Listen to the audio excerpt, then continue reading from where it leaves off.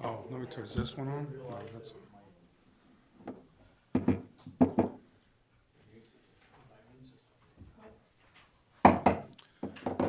Seeing at 6 p.m., I'd like to call the December 16, 2020 regular meeting of the Kenai City Council to order and would ask that you, if you're able to, rise and join me in the Pledge of Allegiance. I pledge allegiance to the flag of the United States of America and to the republic for which it stands, one nation, under God, indivisible, with liberty and justice for all. Clerk, please call the roll. Mayor Gabriel. Here. Councilmember Naxtet. Here. Vice Mayor Malloy. Here. Councilmember Winger. Here. Councilmember Glendenning. Here. Councilmember Petty. Here. Councilmember Oskin. Here. Mayor Gabriel, you have a quorum. Thank you, Madam Clerk. Welcome, everybody, this evening, both in person and virtually. Council, before we get to agenda approval, I'd like to call your attention to a laydown you should have in front of you with several requested revisions to the agenda packet. Action, add to item D2, ordinance number 3168-2020 amendment memo requested by the city manager. Add to item D6, ordinance number 3172-2020 expenditures to date memo and CARES Act grant programs expenditures and available balances requested by the city manager.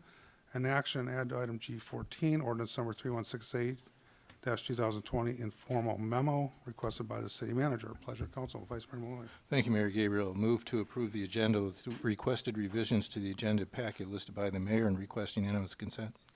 Second. It's been moved and seconded. Unanimous consent has been requested. Is there any objection? Seeing none, the agenda is approved. Next, we have the consent agenda. Councilmember Naxton. Thank you, Mayor Gabriel. I move to approve the consent agenda and request unanimous consent. Second. Is there anybody on the body that would like to amend the consent agenda at this time?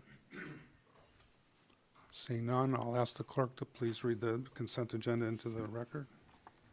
Thank you, Mayor Gabriel. Tonight on your consent agenda, you have approval of the special meeting minutes of November 23rd, approval of the work session summary from December 2nd, approval of the regular meeting minutes of December 2nd, approval of the work session summary of December 9th, approval of bills to be ratified, approval of purchase orders over $15,000, approval of a non-objection to liquor license renewals for Kenai Golf Course and To Go Mart, approval of a special use permit to Shelling Alaska Inc., DBA the Uptown Motel for snow storage, introduction of ordinance 3173-2020 accepting and appropriating asset forfeiture sharing funds for the police department for the purpose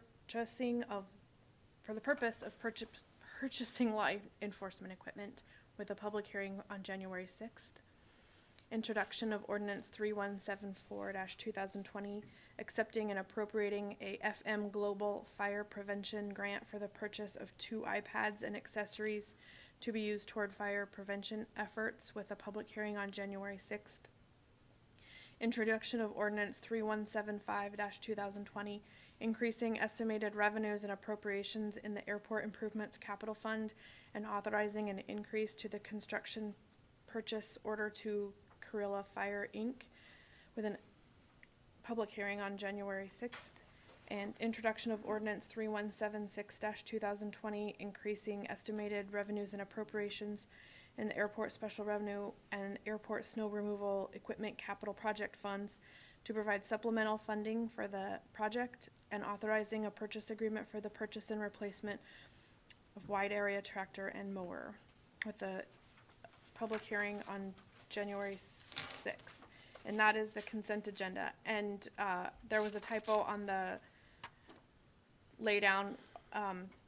Add to item G14 is actually whatever G14 was, the discussion item. Yeah, that was what It's not that ordinance, I apologize. yeah, that was the discussion with the city of Soldotna, I think, COVID-19. Yeah. Thank you. Is there anybody from the general public who would like to speak to any item that is on the agenda, which was just read into the record? If there's anyone on Zoom, you can either unmute yourself or use the raise hand feature. Mayor Gabriel, nobody's raising their hand. Thank you, Madam Clerk. Seeing none, we'll bring it back to council. It was seconded with unanimous consent requested. Is there any objection?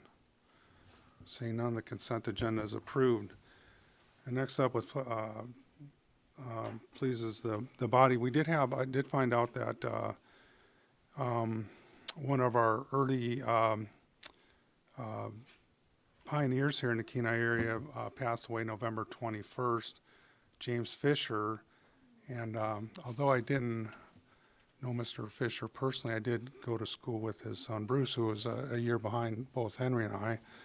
And Henry had approached me about putting a proclamation together for Mr. Fisher and the Fisher family, which I didn't have any problem doing. And interestingly enough, like I said, I did not know him personally, and at the time that he served the city of Kenai, which was in the late 60s and to the mid 70s, that was a time when I was fairly young and probably not paying much attention to local politics. But as we went in and looked at his background, it's actually quite impressive. Where, he moved to the state in 1955 and was elected to the legislature in 1959, which of course was the year of our statehood. And shortly after that, moved down to the Kenai Peninsula in the early 1960s and served as the city of Kenai. As an attorney for the city of Kenai. He was in private practice, served the city of Kenai as a city attorney from 1961 to 1974. And then he went on to work in the Sheffield administration and I believe in the federal government too. So I would like to just take a moment and read the proclamation if it's okay with council. And I usually like to stand for these because I don't like to sit down, so you guys can all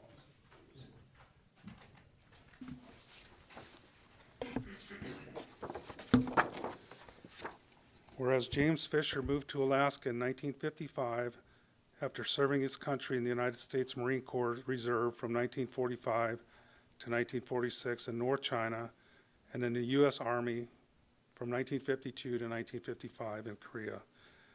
And whereas he practiced law in Anchorage and was elected to the first Alaska legislature in 1959 before moving to the Kenai Peninsula in 1960 to open a full-time law practice. And whereas he served as the attorney to the city of Kenai from 1961 to 1974 and Planning and Zoning Commission chairman in 1971. And whereas Mr. Fisher was appointed as U.S. Department of Agriculture representative in 1978 under President Carter and later worked for the state of Alaska as an assistant attorney general for Governor Sheffield from 1981 to 1986. And whereas he was widely known for his generosity and willingness to give back to the community, as seen in his many years of nonprofit and pro bono work, and charitable contributions to local organizations and fundraisers. And whereas the city of Kenai recognizes James Fisher for his dedication and devotion to the city of Kenai and state of Alaska and as a pillar of our community. Now therefore I, Brian Gabriel Sr., Mayor of the City of Kenai, Alaska, do hereby proclaim December 16th, 2020 as James Fisher Day in the City of Kenai, and I call all observance to the attention of our citizens. Dated the 16th day of December, 2020.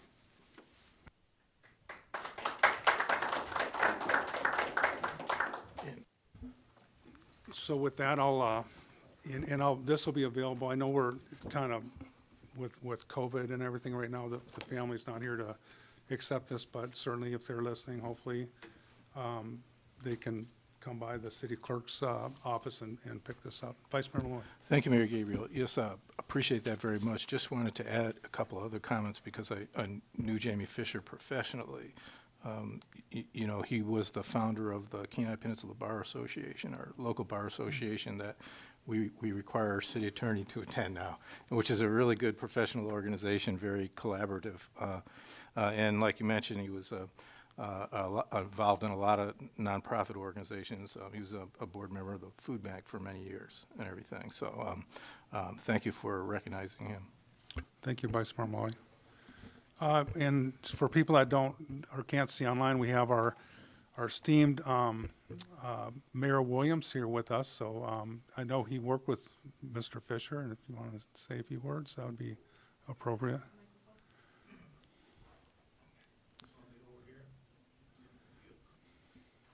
So everyone can hear you. All right. Thank you, Mr. Mayor. Yes, Jim Fisher was a personal friend of mine. I knew him for more than 50 years. He, as a matter of fact, you bring up the cost of the cause of the Bar Association. Bar Association backed me heavily in my first term as mayor. And one day I rolled out a set of blueprints at the luncheon and told them we were going to look into building a new courthouse. And of course they said, well, you'll never get that done. And as it came to pass, we did. Jim was at that meeting, and as I said, my recollection of him, speaking of the Sheffield administration, I was part and parcel to all of the political things that went on in those days, and Jim was always involved in the politic end of things, and he was always there to contribute to the campaign of those that he felt should really serve the interests of the general public. He was a gentleman and a scholar, and will be missed by all of us. I had the opportunity to talk with him a few months ago now. It's hard to believe it's that long, but we will miss him, and thank you very much for the proclamation on his behalf. Thank you. Thank you, Mayor Williams. And you can just stay there if you'd like. I think you're going to be up here pretty quick. We'll just, You don't mind if I sit yeah, down, do you? no problem whatsoever. So, yeah, with that, make sure we get that to the Fisher family, and certainly appreciate his service to the state and the city. And with that, we'll move to scheduled public comments. And our only scheduled public comment this evening is from former Mayor John Williams. Nomination to Cook Inlet Regional Citizens Advisory Council seat, summer 2020 events, and Visitor Center anniversary. Mayor Williams. Thank you, Mr. Mayor, for the privilege to address the council. It's hard to believe it was 34 years ago, just about this time of the year, that I began to occupy the seat that you're now sitting in, and it just shows that time goes by fast when you're having fun. So you're gonna. And one of the things that I wanted to bring to your attention, you did receive the report from the CIRCAC organization, and that is part of the reason I'm here this evening is to thank the mayor and council for their consideration of my continued appointment to the CIRCAC board. I was one of the founding members of the CIRCAC board back when Don Gilman and I and Jim Carter and a couple of others went to Washington, D.C. and prevailed upon our congressional delegation to create the board. The board is now 30 years old, and I thought I might just mention for the new council members that are here, who I haven't had the time to congratulate in your being seated. CIRCAC was formed as a result of the Exxon Valdez crashing on the rocks, and at the time there was no such thing as a Citizens Advisory Council to monitor oil transportation either in Cook Inlet or Prince William Sound. By virtue of a mandate from the United States Congress, those two organizations were formed as a mandate by the federal government, and we have served 30 years since doing just what we were supposed to do, and that's scientific research of the Cook Inlet, waters surrounding the area, and of course the transportation of oil by any and all who were involved in that endeavor. You'll note today, as a matter of fact, there was a major spill over at Trading Bay, and that's something that we've been monitoring. Corrosion and old equipment is what we're finding leads to a lot of that, and we're doing several inventories and large studies to figure out how we're going to maintain the equipment and see if we can last there. So once again, I want to thank you for your consideration of my appointment. It'll be my final appointment. The appointments are for 3 years. I'll be 85 when I finish this appointment, and I doubt seriously that I'll be coming back to ask for another one. So Secondly, I wanted to talk for just a moment about things that are coming up in the near future. We're gonna get rid of this COVID-19 thing. It's gonna disappear. I'll guarantee you, I don't know when, but it's gonna disappear. I would ask that the council strongly consider as much participation as possible in the 4th of July parade planning, and hope that the council joins with the community in producing a really great parade this year, because I think we're gonna have one. I really do. Secondly, speaking of years of longevity, in 1990, we built the Visitor Center. That was one of my very first major projects at the time, and it's going to be 30 years old this year too. And I've talked to the folks over there and suggested that it might be a good idea as a kind of a thing to welcome us out of the COVID-19 and into the future, that we recognize the Visitor Center for its 30 years of excellence in serving the community and you know, putting us on the map and doing the things that we do over there. So I would urge that wherever and whenever possible, that the mayor and the administration seek to help out those that are associated with the Visitor Center. I would envision a major open house and a major birthday party for them that would involve all of the service organizations, tourist groups, and things of that nature. When I used to put these things together, I'd go to all the lodges, Elks Lodge, Eagles Lodge, Moose Lodge, everybody, veterans, and I'd say, come on guys, let's get together and do this. And we would do these things, and I would urge that you know, something of that nature take place again too, because as you all recognize, this has been a long, long period of time with this thing that we've been faced with. So certainly would hope that you would join us. And with this, I want to thank the council, the administration, for all they do for the city and the people. And keep up the good work. You're well recognized for most everything you do. So, and I say that not tongue-in-cheek either, because remember, I sat there for 20 years, so 21 years, I know where it comes from. So with that, thank you, Mr. Mayor. Thank you. Do you mind taking questions or comments if anybody has one? I know Mr. Glendenning probably does. Councilmember Glendenning. Thank you, John. It takes me back quite a few years into the 70s when I sat in your class over there at the Peninsula Community College, and I just recognize your contributions then and continuing now through this time, and your outlook, your viewpoint on not only industry and controls and electronics, but also the life that we lived here on the peninsula. We're genuine and reflective of a deep-held belief that the human nature will survive, and that if we all work together, we will have a successful community. Thank you for your continued interest in our community. Thank you for that. Appreciate that. Councilmember Raskin. Mr. Williams, interestingly, in 1990, I was working for Cookin that Spill Prevention and Response, and we were extremely unhappy about CIRCAC being formed. And that was representing the oil industry, of course, and the companies. And I'm happy to say that view switched pretty quickly, and it wound up being a real cooperative agreement between the two. So thank you for your service. Thank you. I might mention that the appointment that I made to that board then was John Douglas. You remember John very well. And I said to John at the time, you know, this is going to be really tough to get on the board with, and a lot of people are not going to like it. John was with, I believe, Richfield Oil, wasn't he? Yeah, he was with Richfield. I said, you're the one person that I know that I think can pull the parties together and really help get this started.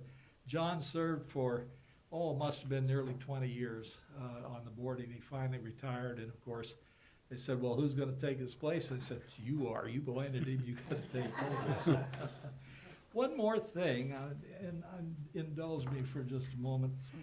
A couple of stories related to the college that involved the city of Kenai, and I don't think we'd ever be able to get away with this again. But the college at the time was non-existent. We came in, Tom Wagner and I and Clayton Brockle, to put the college together, and we leased the old building over here where Alaska Steel is at. That's where we started the college. So we're in there putting together, first of all, well, I'll go ahead. We were in there building some classrooms, Tom Wagner and I. And all of a sudden in walks this guy, and you can tell just the minute he come in, he's mad about something. The guy's the fire chief, the fire inspector. What are you doing in here? I said, well, we're building some classrooms. Well, you're not gonna build them like that. You're not building them in here. Tear them all down. I said, fire inspector, and we didn't pay any attention to codes. I mean, this was Kenai, he didn't need a lot of code, you know? So Tom and I sat there and we tried to figure out what we were gonna do. We had built these petitions out of 2x4s, and Bill Wells over at the Kenai Supply had given us some ratty old paneling that he couldn't sell to anybody else, so he donated it to us. And we had put it up. Well, of course, this is a major fire hazard. So I said, we can't just go in there and rip all that stuff down. That's gonna be the biggest mess you ever seen. What are we gonna do about this? So me and Tom thought about it. We went over and bought a bunch of sheetrock from Bill Wells and went in and just put it up over the paneling, see? Nailed it right up over the top of the paneling. Fire chief came over, Frank Weiscarver. Looked at it and he said, that looks pretty good to me, boys, go ahead. So, the way we started. He said, but the one thing you're gonna need is a building permit. You don't even have a building permit. Well, at the time, the city hall was in the very last bottom classroom of the old school over here. That's where they had city hall at. So Tom and I went over there, and Tom filled out the paperwork, told him what we wanted. And the poor clerk, she came to Tom and she said, that'll be $25 for the building permit. $25? He said, I guess you don't know who we are. We're the University of Alaska. We don't buy building permits. And that was the end of that. We didn't buy a building permit, so we still owe the city. Thank you very much. Councilmember Winger, did you? Yes, Mr. Williams, I just wanted to say thank you. You've served Kenai pretty much my entire life. I've known your family. You have a great family that gives back to the community as well. So I just want to thank you for all you've done and continue to do. Well, thank you very much. I appreciate that. So, thank you. Thank you, Mayor Williams. Oh, Councilmember Nexon. Well, I could say is thank you very much, and you've been serving over half of my life. So, much appreciated. And I do look forward to confirming your position again for the next 3 years. But, you know, you really can't stop there if you don't have somebody that is at least equivalent to you to take over that position. So you still have some responsibility there. Well, I appreciate that thought. Thank you very much. Well, I have to tell you, the mayor's job is the longest job I've ever had in my life. 18 years there at the city, and then, of course, the borough. I was with the college for 17 years. The only thing that outlives all of that is my marriage to Sharon. I've been with her for 52 years. But the longest job I ever had was as mayor of the city of Kenai, so thank you. Thank you, Mayor Williams. Certainly appreciate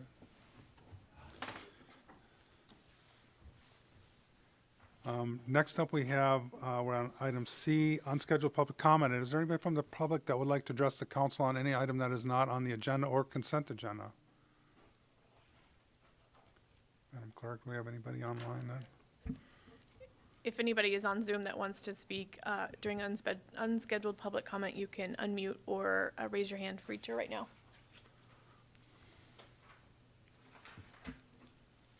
Mayor Gabriel, we don't have anybody. Thank you, Madam Clerk. That brings us to public hearings, item D1, ordinance number 3167-2020, increasing estimated revenues and appropriations in the CARES Act Recovery Special Revenue Fund. Vice Mayor Malloy. Thank you, Mayor Gabriel. Move to enact ordinance number 3167, 2020. Second. Is there anybody from the general public that would like to speak to ordinance number 3167-2020? Nope, very good. With that, we'll bring it back to council. Comments, deliberation from council?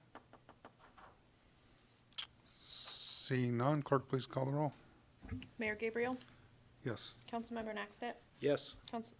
Vice Mayor Malloy, Yes. Councilmember Winger, Yes. Councilmember Glendenning, Yes. Councilmember Petty, Yes. Councilmember Askin. Yes. Motion passes. Thank you, Madam Clerk. We're on item D2, ordinance number 3168-2020, increasing estimated revenues and appropriations in the airport operations facility, airport snow removal equipment, terminal improvement, airport improvements, personal use fishery, animal control improvements, public safety improvements, city shop improvements, municipal roadway improvements, water and sewer improvements, and wastewater treatment facility improvements, capital project funds to transfer residual balances from completed or canceled projects back to their original funding sources. Councilmember Nexton. Thank you, Mayor Gabriel. I move to enact ordinance 3168-2020. Second. Is there anybody from the general public that would like to speak to ordinance number 3168-2020? Seeing or hearing none, we'll bring it back to council, and I would note that there was an amendment proposal in our laydown by Councilmember Nexton. Thank you. I move to amend the amount in the first whereas to $105,650.57. Second, request unanimous consent. Unanimous consent was requested. Is there any objection? Seeing that none, the amendment is approved, so we now have before us ordinance number 3168-2020 as amended. Any further discussion? Comments? Vice Mayor Moore. Thank you, Mayor Gabriel. Yeah, I just want to note appreciation of the supporting memo in the packet that really made it easy to work with the ordinance itself. Thank you. I'd just like to say it's nice to take unspent funds and move them back after a project. Thank you, administration. Seeing no other further comments or deliberation, clerk, please call the roll. Councilmember Nextet, Yes. Vice Mayor Malloy, Yes. Councilmember Winger, Yes. Councilmember Glendenning, Yes. Councilmember Petty, Yes. Councilmember Askin, Yes. Mayor Gabriel, Yes. motion passes. Council, we're on item D3, ordinance number 3169-2020, increasing estimated revenues and appropriations in the general fund finance department for the payment of fees in connection with collection of remote sellers sales tax by the Alaska Remote Sellers Sales Tax Commission on behalf of the city of Kenai. Pleasure, council. Councilmember Nexted. I move to enact ordinance 3169-2020. Second. Is there anybody from the general public that would like to speak to ordinance number 3169-2020? Seeing or hearing none, we'll bring it back to council. Comments? Councilmember Winger. Yes, I think this will be a question for Terry. Are we going to be able to renegotiate this? It seems like the fee is just a little on the higher side. Is this something that we're going to be able to renegotiate so that we're keeping in as much money? Is this something we're able to manage in-house? Mr. Ostrander, do you want to defer? Thank you, Mayor Gabriel. Councilmember Winger. I actually think that Scott Bloom is the one that's been involved with this project the most, so he'd probably be most able to answer that question. Thank you, Councilmember Winger. We will be able to renegotiate these. There's actually 3 contracts that we're paying fees towards, and they have terms of 3 and 5 years between the 3 of them, so we will be able to negotiate, and we recognize that the fees are high. I was planning on discussing the reason why those fees are so high when under the discussion item on the sales tax, remote seller sales tax. But what I can tell you right now is part of the reason they're so high is because rather than paying MuniRevs, which is the company that developed the software, rather than paying them a fee to develop the software up front, which probably would have been in the hundreds, if not more than that amount of money, we agreed to give them a fairly high percentage of the collections for the first part for them to recoup their costs in developing the software basically from scratch for the state of Alaska. So yeah, they're high. I think that's a concern of all the members of the commission, but it is something that they are set to go down as new milestones are hit. The more money that's collected, as soon as certain milestones will hit, those percentages of fees will go down. But for now, we are in 3 and 5 year contracts that we plan on renegotiating after that period. Okay, thank you. Any further discussion on ordinance number 3169-2020? Thank you for the question and answer. Seeing no other discussion, clerk, please call the roll. Vice Mayor Malloy. Yes. Councilmember Winger. Yes. Councilmember Glendenning. Yes. Councilmember Petty. Yes. Councilmember Askin. Yes. Mayor Gabriel. Yes. Councilmember Naxtet. Yes? Motion passes. Thank you, Madam Clerk. We're on item D4, ordinance number 3170-2020, accepting and appropriating a grant from the state of Alaska for the purchase of library books. Pleasure of council. Vice Mayor Malloy. Thank you, Mayor Gabriel. Move to enact ordinance number 3170-2020. I'll second. Is there anybody from the general public that would like to speak to ordinance 3170-2020? Seeing or hearing none, we'll bring it back to council. Comments, deliberation from council? Councilmember Naxton. I'd just like to voice my appreciation for the librarian to have gotten this grant, and we got all the books in there, and just appreciate the money coming into the library. I would echo those. Thank you for those comments, Councilmember Naxton. Councilmember Glendenning. Yes, again, I echo this. Library is an essential core of our community. Even in these COVID days, I see it's being used. People are using the drive-up window to obtain and return materials. And any amount of freshening of our inventory is most welcome. And again, thanks to administration and our library director for following through on these many items. Thank you. Seeing no further discussion, hearing no other comments or requests from online, we'll have, ask the clerk to please call the roll. Councilmember Winger. Yes. Councilmember Glendenning. Yes. Councilmember Petty. Yes. Councilmember Askin. Yes. Mayor Gabriel. Yes. Councilmember Naxtet. Yes? Vice Mayor Malloy. Yes. Motion passes.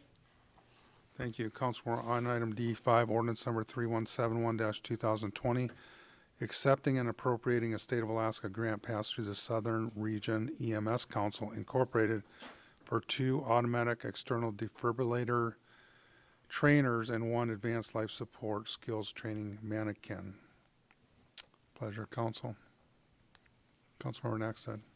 Thank you. I move to enact ordinance 3171-2020. Second. Is there anybody from the general public that would like to speak to ordinance number 3171-2020? Seeing or hearing none, we'll bring it back to council. Comments, Councilmember Naxton. I just kind of have one question. It's sort of academic in section 2, where the money is going into, it's increasing the appropriations of the small tools and machinery equipment. They're kind of odd amounts, and why are they going there as opposed to, and those amounts are, just curious. Mr. Ostrander, or it might be a. Yeah, thank you, Mayor Gabriel. Councilmember Nax said that is a Terry question. He can let you know the answer to this. Mr. Eubank. Thank you, Mr. Mayor, Councilmember Naxted. The differentiation there is it's regarding our fixed asset policy at the city. So any asset purchase of greater than $5,000 requires it to go into machinery and equipment account, and that way it gets capitalized into the end of the year into our fixed assets. So the split here is the AED trainers. Total cost is $948. $853 is what the this appropriation is putting in there, and then the remainder is for items that cost more than $5,000, and so that's why the split happens. It keeps us straight in accounting. If they don't end up in the right accounts, we don't trigger to do certain things. Well, I think I even kind of understood that. Any further discussion, deliberation on ordinance number 3171-2020? Seeing none, clerk, please call the roll. Councilmember Glendenning. Yes. Councilmember Petty. Yes. Councilmember Askin. Yes. Mayor Gabriel. Yes. Councilmember Naxtet. Yes? Vice Mayor Malloy. Yes. Councilmember Winger. Yes. Motion passes. Council, next up, we have item D6, ordinance number 3172-2020, waiving the $5,000 limitation in Kenai Municipal Code 7.25.020A for allocating CARES Act funds to allow the city manager to allocate the funds to the proper account as needs arise and time to utilize the funds expires and declaring an emergency. Pleasure, Council. Vice Mayor Malloy. Thank you, Mayor Gabriel.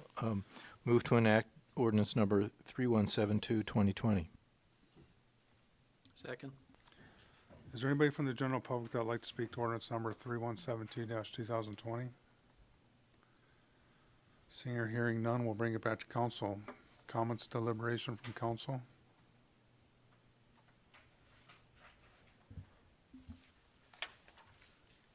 Councilman Glendenning, were you? No, I think I understand from the memo what we are doing here. Yes, thank you. Okay, I could see you taking the safety off your microphone there, so I figured you're ready to fire away. Any other comments from ordinance number 3172-2020? See none, clerk, please call the roll. Mayor Gabriel. Oh, before- I'm sorry, Mr. Bloom. Yeah, I'm sorry. I just caught something today that I'd like to suggest that one of the council members make an amendment. There's no termination date on this authorization, so I would request that under section 3, that a sentence be added after the paragraph that states that this authorization will terminate upon termination of the city's declared local disaster emergency.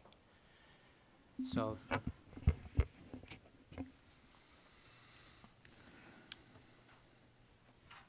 That's corresponding to the resolution 2020-96, I presume?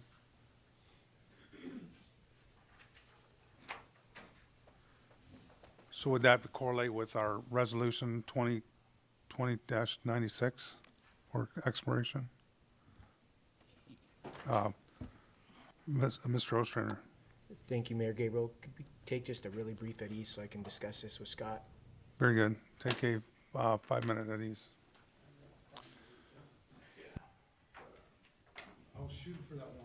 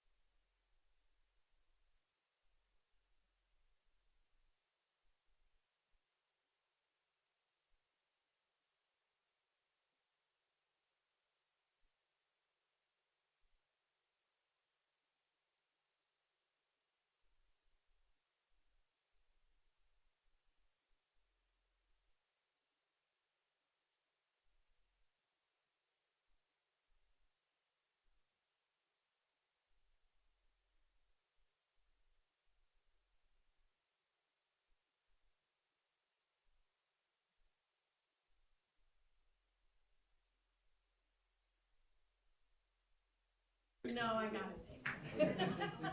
Added to the state of Alaska. Got it. You're back on the record now. I'd like to call our meeting back to order. We're on ordinance number 3172-2020. Vice Mayor Malloy. Thank you, Mayor Gabriel. I would move to amend Section 3 of ordinance number 3172-2020 on page 24 of the packet to add the following sentence. This authorization will terminate upon final reporting of the city's currently appropriated CARES Act funds to the state of Alaska. Second, request unanimous consent. Thank you. Unanimous consent was requested. Is there any objection? Seeing none, the amendment is approved. We now have ordinance number 3172-2020 as amended before us. Pleasure, council. Comments, deliberation? Seeing none, clerk, please call the roll.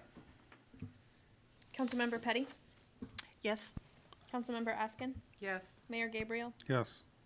Councilmember Nackstedt, Yes? Vice Mayor Malloy, Yes. Councilmember Winger, Yes. Councilmember Glendenning. Yes. Motion passes. Thank you, council. We're now on item D7, resolution number 2020-93, authorizing the city manager to execute a professional services agreement for the 2021 fire systems testing, inspection, and monitoring project. Pleasure, council. Councilmember Nackstedt. Thank you. I move to adopt resolution 2020-93. Second. Is there anybody from the general public that would like to comment on resolution number 2020-93? Seeing and hearing none, we'll bring it back to council. Comments, deliberation from council. Councilmember Nackstedt. Just two quick questions. There's quite a large variance in the bid prices, and I was wondering if you had any idea why that might be. Second question is, have we worked with Yukon Fire Protection before, or who the current one might be? Mr. Ostrander. Thank you, Mayor Gabriel, Councilmember Nackstedt. I'm sorry, I don't have an answer to either one of those questions, but I can certainly get you that information. Okay. Any further discussion on resolution number 2020-93? Councilmember Glendenning. Yeah, just a question about the approach. Is this a PM contract, or is this like a quality assurance where you go through and really prove out the integrity of all the little systems? I think there's two components to it, but I'll defer to Mr. Ostrander. Thank you, Mayor Gabriel, Councilmember Glendenning. So this provides professional testing, inspection, and monitoring services for all of our facilities that are in place. So all of our fire suppression systems, Yukon will go around and inspect all those, provide professional services every year on all those facilities. And then if something is found deficient, are they qualified to repair it, or do we have to go out and get another contractor? Mr. Ostrander. Through the mayor, Councilmember Glendenning, if there's repairs, it would be needed to be outside of this contract, so we'd have to go through our normal procurement process to do that. Thank you. Any further discussion?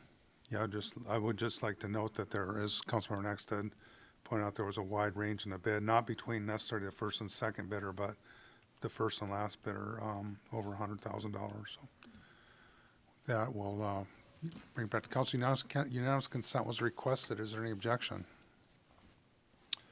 Seeing none, resolution number 2020-93 is adopted. Next up, we have resolution number 2020-94, authorizing the city manager to enter into an amended restaurant concession agreement at the Kenai Municipal Airport with Brothers Cafe. Pleasure, council. Councilmember Nackstedt. Move to adopt resolution 2020-94. I'll second. that. Is there anybody from the general public that would like to speak to resolution number 2020-93?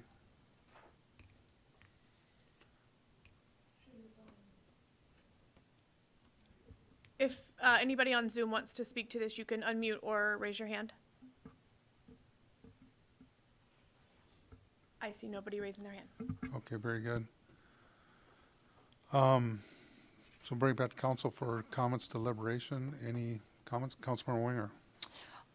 Yes, so I too have had a restaurant inside the airport many years ago, so I'm familiar with the ins and outs of running that. I couldn't imagine being in their position with a pandemic when people aren't traveling, because the bulk of our business really was the layovers, the delayed flights.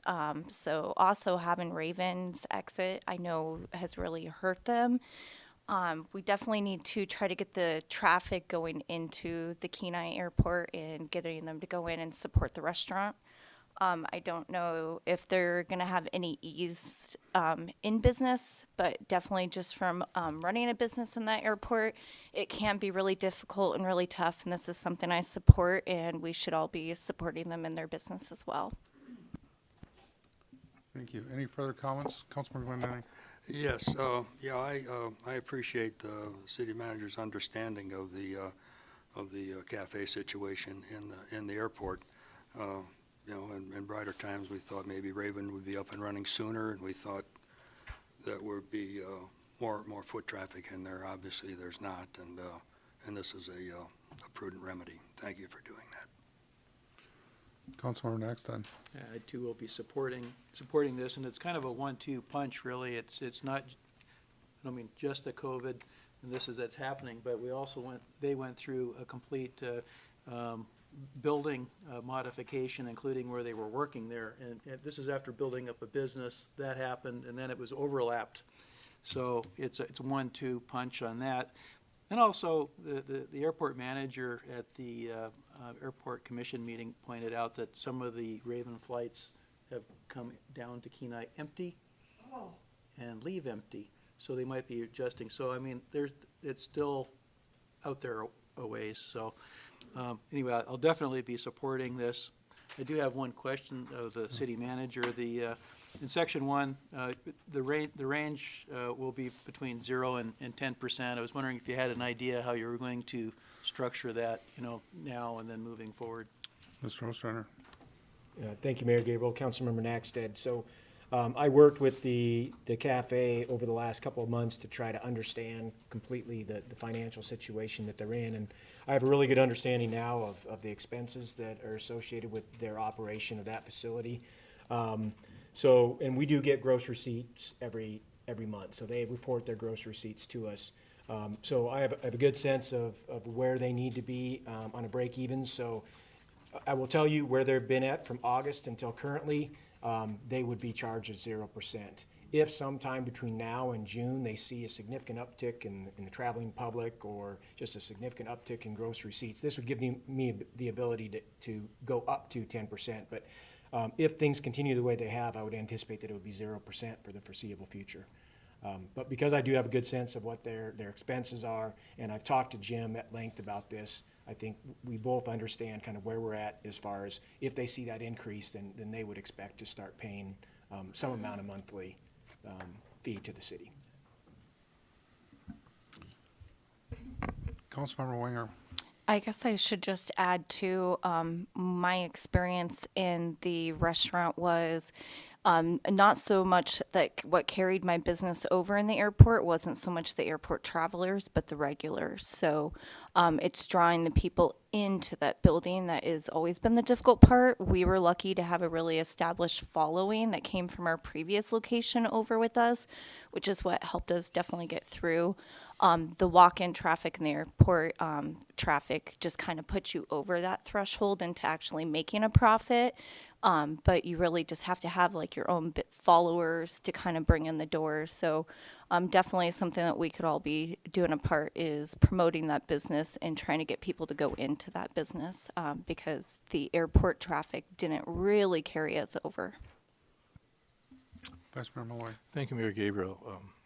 Appreciate my colleagues' comments, city manager's comments. I definitely agree and support this. I'm just pleased that they haven't, given up with all the adversities and challenges that they've had, and that they want to continue in business in the airport. And I definitely support that and commend them for their commitment. Thank you. And, I'm always happy to plug a Kenai-based business, and certainly, I started hearing rumors about their donuts and pastries like quite a while ago that they're becoming well-renowned, and finally was able to, one of my fellow coworkers picked some up and brought them back to work, and I will say that they did live up to their hype, so. But I do have a question, and maybe it's just something I just thought of, so I haven't really kind of fleshed it out, but is for our tenants, in this case, like leaseholders, in a business like this, where we want to try to keep them going, is there COVID money I know COVID money isn't really allocated for revenue replacement, but in the case of our own leaseholders where they were able to use PPP money to pay leaseholds, is there a workaround there for if we're going to make concession, because we certainly want to keep these businesses afloat, but at the same time, if there's COVID money we could take advantage of as similar to the PPP, I guess I'm just spitballing here, Mr. Ostrander. Yeah, thank you, Mayor Gabriel. I suppose technically you likely could have given the cafe or other airport businesses additional CARES Act money beyond what we provided to other local businesses. They were eligible for the same grant funds that every other business was. They also were eligible for PPP and EDIL, also the ADA grant. They were eligible for all those things similar to others. One of the things that we are tasked with here in the airport is that anytime we do provide rent relief or something like this, we have to get FAA concurrence to do so. And the FAA has been really understanding through the entire rehabilitation project and during COVID that it's okay to provide rent relief, but that is something that we're restricted by as far as our tenants within the airport terminal. Okay, very good. Thank you. Any further discussion on resolution number 2020-94? I don't believe unanimous consent was requested. Request unanimous consent. Thank you, Councilmember Nexon. Unanimous consent was requested. Is there any objection? Seeing none, resolution number 2020-94 is adopted. Next up, we have resolution number 2020-95, authorizing the city manager to execute a professional engineering services agreement for the Kenai wastewater treatment plant sludge press replacement project. Pleasure, council. Oops, did I miss something? Yeah. Oh, Councilmember Glendale. I'm sorry. Yeah, I move for approval of Resolution 2020-95. Second. Thank you. Is there anybody from the general public that would like to speak to resolution number 2020-95? Thank you. I was going to throw that one at you, but I didn't see your light on, so. We'll bring it back to council. Comments from council, Councilmember Glendale. Yeah, this is just another success in a string of successes in our water treatment plant and water production system in general. We have a fine crew of folks down there that understand the system, understand the process, understand the potential of the facility they live in.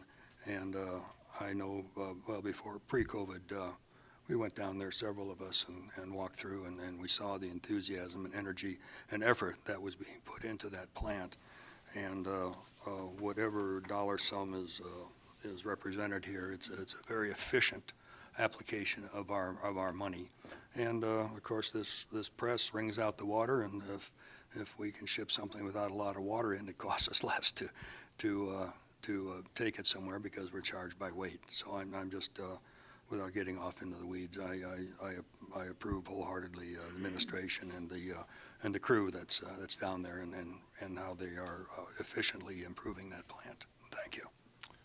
Any other comments from council? Councilmember Naxton. Yeah, kind of a question on some of the numbers. And what this resolution does is it's a contract for engineering services for $169,000. And that was going to come out of $500,000 that was budgeted, but we think the project might actually be double that. Since that's in the resolution, I was just curious if we have funding for another $500,000 for $1 million project there. Mr. Ostrander. Thank you, Mayor Gabriel. Councilmember Naxtad. We do have the funding necessary to fund this project. As I think most of the council is probably aware of, that fund, the wastewater treatment and water fund has been increasing over the last 7, 8 years, I think. And I think we have about $3.5 million in that fund right now. And it's been growing to the tune of about $400,000 a year for a while. This project here is obviously more than what we had anticipated it would be, double what we had anticipated it would be. And as we've gotten HDL involved, which has been very productive for the city since they've come on in the spring of this year, they've started going through this master planning process. And I will tell you that it's apparent now that the need at that plant is going to exceed the funds that we have available. This happens to be the number one priority that was identified during that preliminary master plan project. So this is something that we need to be done. So we do have existing funds for this, but we don't have enough fund in the fund balance to fund the entirety of what we've identified as needs at that plant. So just as a heads up to council, it's going to take some time to work through the process of the master plan, figure out exactly what those priorities are, and then come up with a funding mechanism. But again, once HDL came on, it's evident that there is significant needs at that facility that at where we are currently, we do not have sufficient funding to support all of those needs. Thank you, Mr. Ostrander. Any further comments, discussion on resolution number 2020-95? Request unanimous consent. Thank you, Councilmember Naxted. Unanimous consent was requested. Is there objection? I don't have any objection. I just want to comment that I remember when Rick Cook was city manager, he was talking about the sludge press over there, and the guys down there sort of bailing it together to make sure, was functioning. And out of all the components of that plant, the sludge press sounds to me, I'm not an expert, but sounds like a pretty important component to make sure it works correctly. So glad to see we're moving forward on that. And with that, with no objection, resolution number 2020-95 is adopted.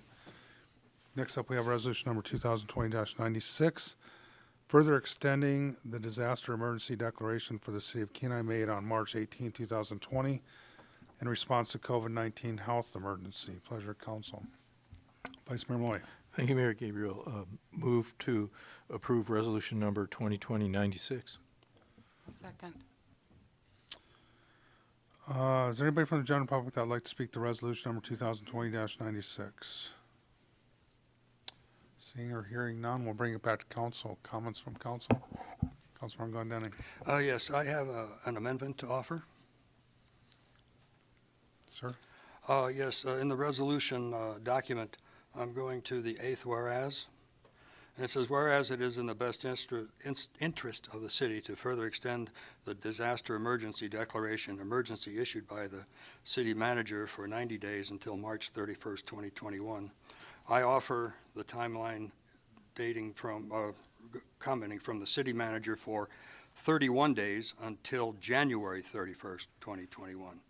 And then also in the therefores under section 1, that the city council of the city of Kenai further extends until January 31st, 2021, or until repealed sooner. That's my amendment. Thank you. Is there a second? I'll second that. Is there any discussion on the amendment? Councilman Glendenning. Yes. Right now, we have a declaration in place to apply for CARES and FEMA money. Anything in the future must also have a declaration in place at the time any CARES and FEMA money is implemented, and that is well understood. Right now, we're sitting in a warm bath of CARES dollars and vaccine distribution, and at this point, we don't know what's going to be proffered, offered, or made available to us in the near future or future from government action. I think we need to have a recovery plan as part of our discussion for the economy and for public health, and we can't get a straight line to April from here because we don't know what we don't know. Right now, there's no more CARES dollars, and what may come will have strings attached. The second meeting of January will allow a freshening of our COVID understanding. There are some economic relief that may be available to us, and we will know more about the effectiveness of the vaccine. And also, by extending the refreshing of this resolution, we will be able to come up with more positive solutions. I refer to the memo from Paul Ostrander, our city manager.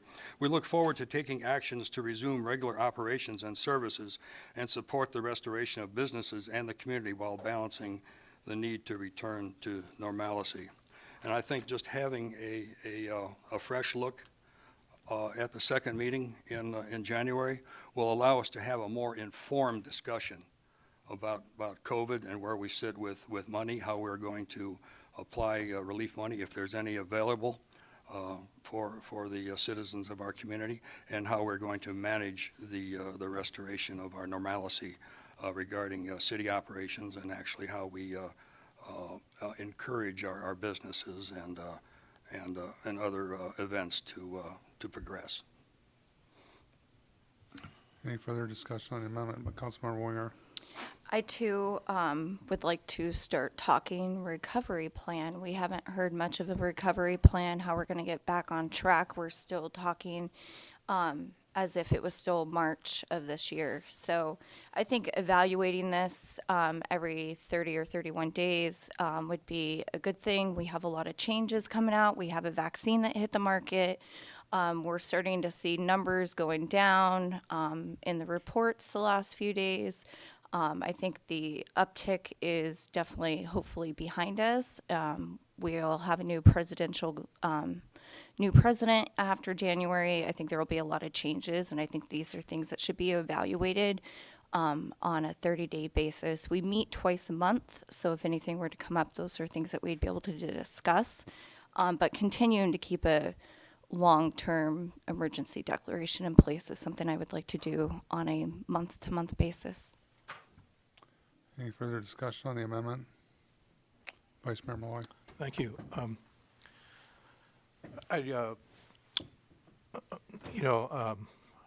It's my understanding that the borough did pass, had a special meeting last night where they did pass an emergency declaration extension to March 31st, I believe is what they did. One thing that I want to point out that's positive about extending the emergency declaration, and this applies to January or March, is that it extends temporary leave to employees to address COVID-19 related illness, emergency closures of facilities, and transmission reduction. It also extends the city moratorium on penalty and interest for water and sewer accounts. And it also extends the city moratorium on water and sewer disconnect for non-payment, which is benefits to our residents who are struggling. You know, that being said, I don't have an issue with what the amendment proposes, you know, as far as extending it to the end of January and revisiting it in, you know, at the end of January, because we can extend it again. You know, the circumstances being, my preference would be to see, you know, us agree on that, you know, and sort of have a you know, a unified voice on it going forward. So although I would have certainly supported extending it to March 31, you know, given the supporting memorandum and what the borough did, you know, I'm not going to vote no on your amendment because, you know, I think we've had in all our dialogue over CARES, we've exchanged ideas back and forth regularly, and we've agreed and disagreed with each other. But I think we've made positive outcomes for the city. So although I would have preferred going with March 31st, I will support your amendment. Thank you. Any further discussion? Hang on. Councilmember Naxton. Just a comment. Thank you for your comments, Councilor Malloy. The purpose of this amendment is not to throw up roadblocks, but to keep us as a body focused. And I think this will do it. Thank you. Councilmember Next then? Well, actually, my intent was to vote against it until Mr. Malloy gave his rendition there. And also, since it's not intended to be a roadblock, if it's something we can just keep extending, I don't know that in the end will make a whole lot of difference. So it's kind of a distinction without because I believe we could, we left it at, we extended it to July, that we could actually revoke it at any time as we move along anyway. So, I mean, the date doesn't seem to be, I'm not so sure it's important enough to argue about that. So, Councilmember, or Vice Mayor Malloy? thank you, Mayor Gable. Yeah, I agree with you. For me, it's kind of like the dialogue we had earlier over whether we should use the term pandemic or public health emergency. You know, we're all trying to get to the right result, and I appreciate your saying it's not intended to be a roadblock. I didn't see that either, and I agree that we should continue to be focused on that. And I think our city manager and his team have done a really excellent job. You know, under these challenging circumstances we've had. So I think I've said enough. Councilmember Next then? Since we've said these things, I wanted to kind of ask the city manager, are we missing a point by bringing this back to the end of January and not extending it to the 31st that we need to be made aware of? Mr. Ostrander? Thank you, Mayor Gabriel, Councilmember Naxted. You know, I think, you know, the reality is you could revisit every month and that's fine. You know, the three things that are in the memo, the temporary leave and the moratorium on penalties, interest, and water and sewer disconnects is going to be in place at least through March 31st, unless we are all completely wrong with what's going to happen over the course of the next 3 months. I mean, I've listened to hours and hours of discussion about the vaccine and how it's going to roll out and how the phases are going to work and when people are going to be immune from that and how we're going to recover from this. And those are going to have to be in place from an operational standpoint for at least the temporary leave is going to have to be in place through March. There's no question in my mind. And I would think that until we get to the point where we're back to more normal, that we're going to want to extend that waiver on penalty and interest and on a moratorium until at least March 31st. So I don't see a scenario where there's any chance that this declaration won't go through the end of March. Like Councilmember Naxted said, if something happened where we suddenly were in a position where we had moved beyond COVID and things returned to normal in February, the council could repeal this. So I guess really it just, in all reality, it just comes down to almost administrative convenience. So we have to prepare something for council to consider every month versus not. So it really doesn't matter either way the council goes. We're going to have emergency declaration in place until March 31st anyways, unless something dramatically changes in our world. Councilmember Glendening? Yeah, just one more thing. Anytime a resolution comes up, it's a positive affirmation of the declaration in the resolution. And us revisiting and discussing it and becoming more informed by having on the record discussion, I think will help our understanding of the situation that we're in. Thank you. You know, I guess where I'm at on it, I looked at it as there's the point that we can repeal this. It's through March 31st, or until repealed sooner. We have the opportunity to do that. You know, I kind of get where you're going, but I do think that if we, you know, the borough extended their emergency declaration, you know, we sort of align with the borough. I think if we, let's say we let it expire, where does that put us? I think we can hope that everything's over here, and I certainly do. You know, I'm tired of COVID. I think everybody else is. They want to get back to normal, hoping that we're to a point, and by saying, well, we're just going to because if it's not extended, then what does that say? What's the message we're sending? I think I would rather be on the other side to wait till we get to a timeline, a point along a timeline where we can honestly say, let's talk about this, let's repeal it, and let's move on. So with that, I'll be a no vote. Councilmember Glendenning. Yeah, again, I go back to my, my point that when we have a resolution like this, it's a positive affirmation.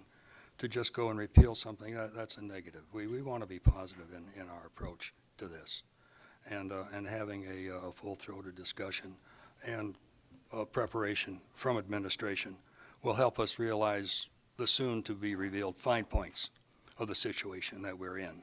And that's the purpose of my amendment. Thank you. Any further discussion? Councilmember Winger. This is definitely, I'm not supporting this to be a roadblock. I just think it's something that we could gather, talk about, be informed on a month-to-month basis. I think, too, it shows the people that we're looking at this, we're not going, oh, we have an emergency order, we'll look at this in March. That we are looking at this and we're discussing it month to month to month. People are tired of being under an emergency order. I mean, they're flat out tired of being under an emergency order. So if we keep extending this and extending it, and we don't have the talk about, okay, let's talk about this, let's get the facts this month, we can extend it next month. I'm not opposed to extending. I just want to have those discussions as things are changing and things are evolving over the next few months. It also would help us start getting into that recovery, because we can't guarantee that we're going to get 60% of the population to vaccinate. So if we can't get them to vaccinate, are we going to keep declaring an emergency order? I guess I would just follow up with another point here is that, I've been satisfied with administration's response to COVID as far as discussion goes and being informed of what's been going on. I thought administration's done an excellent job. Our finance director, Mr. Persley, all working together to, craft legislation for money disbursements and things like that around COVID actions that that the administration is doing, which presumably they'll still continue to do, even if there's not a declaration regarding city buildings and library hours and those sorts of things. I think they're handling this very responsibly. The other point is, I agree with you, Councilman Winger, that we're tired of COVID and people are tired of an emergency order, but I have to ask myself if they would be mentally saying, okay, we're going to go till December or March 31st, which I think is a more realistic date, as opposed to saying, okay, we're going to be done with this in January and then extending it again till February and then extending it again. You get this sort of maybe a false hope. So, Councilmember Naxton. Yeah, I guess I have a general question. Since you've input some additional information, it doesn't seem to be that the date is of importance. It has to do with ongoing reporting on a monthly basis. And it almost seems like what you're really asking for is an additional whereas to be inserted in there, that the city manager on the second meeting or whatever of the month will inform the council on whatever you're looking for, because that's what you're asking for. That was the argument for reducing the date, but it really wasn't the date, I think. It was just that you wanted to have a report the second meeting in January. Is that correct? What this does is it sets a time certain where we revisit our situation. And it could be that at that time we go to 4th of July. We don't know. All I'm saying is now that if we don't do this, the only way it can be changed is through a negative act, and that's a rescission. I'm not looking for that. This is a positive thing. We have a resolution that is before us now, and it will come before us again in January. At that point in time, I know we will have more information regarding herd immunity, effectiveness of the vaccine, And I know our city manager administration will be able to have a forward-looking view on how we bring our society back to normalcy. You look how our city is constructed. It's designed to have people congregate and interact. This is the goal of our community. This is just a step along the way, and it gives us a time certain to revisit this declaration and all the concerns that we have with more information and a fulsome discussion, such as we're having tonight.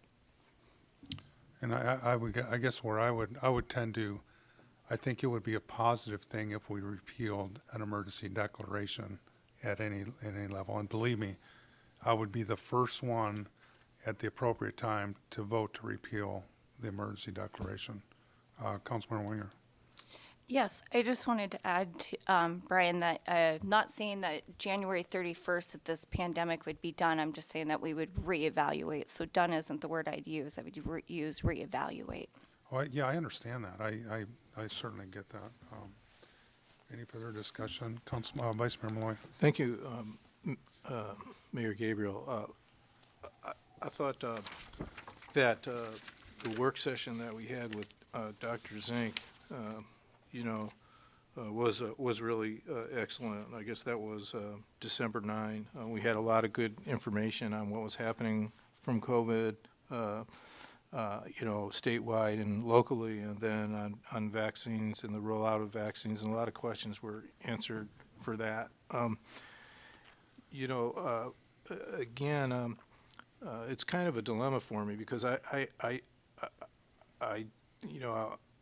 do see the need for the continuation of the emergency declaration, and so by shortening it, or supporting shortening it, I'm not voting to be that the emergency declaration should be terminated. My main point was that that I thought that their point about continuing to evaluate it and having a discussion, which Councilmember Naxted noted we're having anyway on our agenda.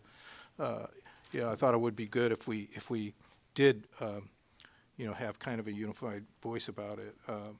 And again, if this came up again, certainly I would be supporting extending it as needed because we're not at the end of it.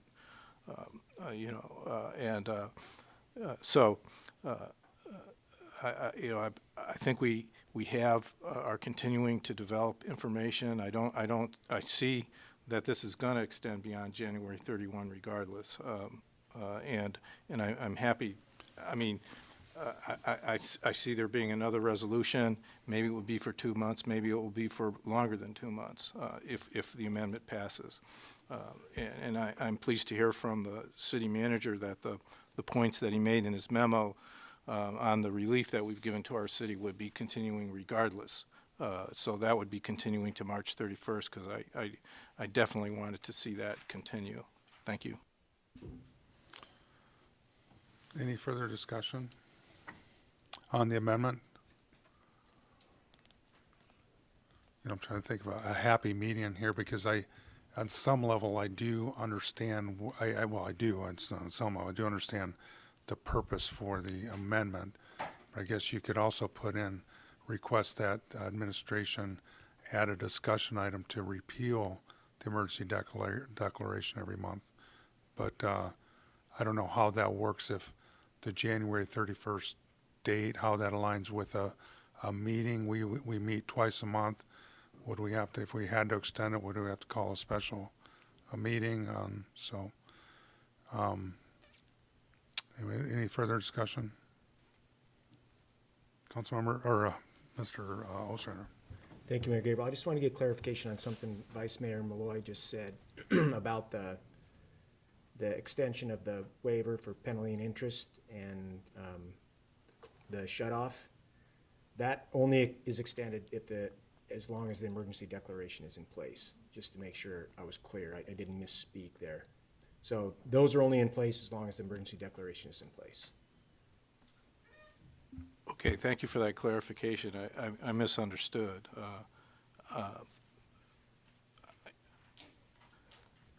So I don't know, I'm sorry, I may have to go with not supporting the, Mr. Ostrander, yeah, just can you, I think I was probably on the same plane as Yeah, Mr. thank you, Mayor Gabriel. Now, if the council passes the amendment, and then at the second meeting of January, you extend again and extend again, as long as you keep extending, it will be in place. So even if you pass the amendment, but as long as you keep extending it, that benefit will remain in place for residents of the city. I just want to make sure that it's clear that that benefit is only in place as long as there is an emergency declaration in place in the city. So regardless of the amendment or not, but that does go away if at some point the council doesn't extend the declaration. so, but if we extend again for 2 months or 3 months or whatever, then the relief will continue? Yes. Okay, thank you. And conversely, if we don't extend, then it would not be in effect. Correct. Very good, thank you. Councilmember Winger. And I understand what Paul's saying and kind of what's on the table here. I'm not saying I won't extend again or again or again. I just want to have this conversation and reevaluate. I don't want just a COVID report from Paul basing these. I want a actual discussion. And that's what we're having, so it'd be nice to have that at least once a month as we extend that. And that was I think that's where I was kind of going with that. If it would be, more productive to put a discussion item on the agenda, which we can certainly do, to entitle it discussion to repeal emergency declaration or something along those lines, which would be the same thing. Councilman Winger. I guess I don't want to see building closures. If our numbers start dropping, I don't want to see building closures going into effect until March. So being able to reevaluate these things, I mean, that's one aspect of it. I think these are things that should be reevaluated by the body every month and not be complacent on it for 3 months periods. And again, and maybe Mr. Ostrander could speak to this, because there's a declaration, these, I think administration has reacted to the COVID, because it's been fluid, how we've done, city halls closed and then open and then close again. During that whole time, there was a declaration there, so a declaration doesn't presume that all city offices are going to close or be restricted to a certain level. Any further discussion on the amendment? Seeing none, clerk, please call the roll.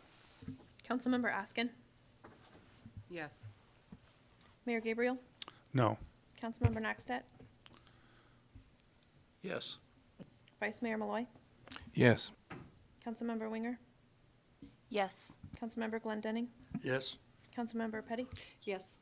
motion passes. Thank you, Madam Clerk. We have resolution number 2020-96 as amended before us. Any further discussion?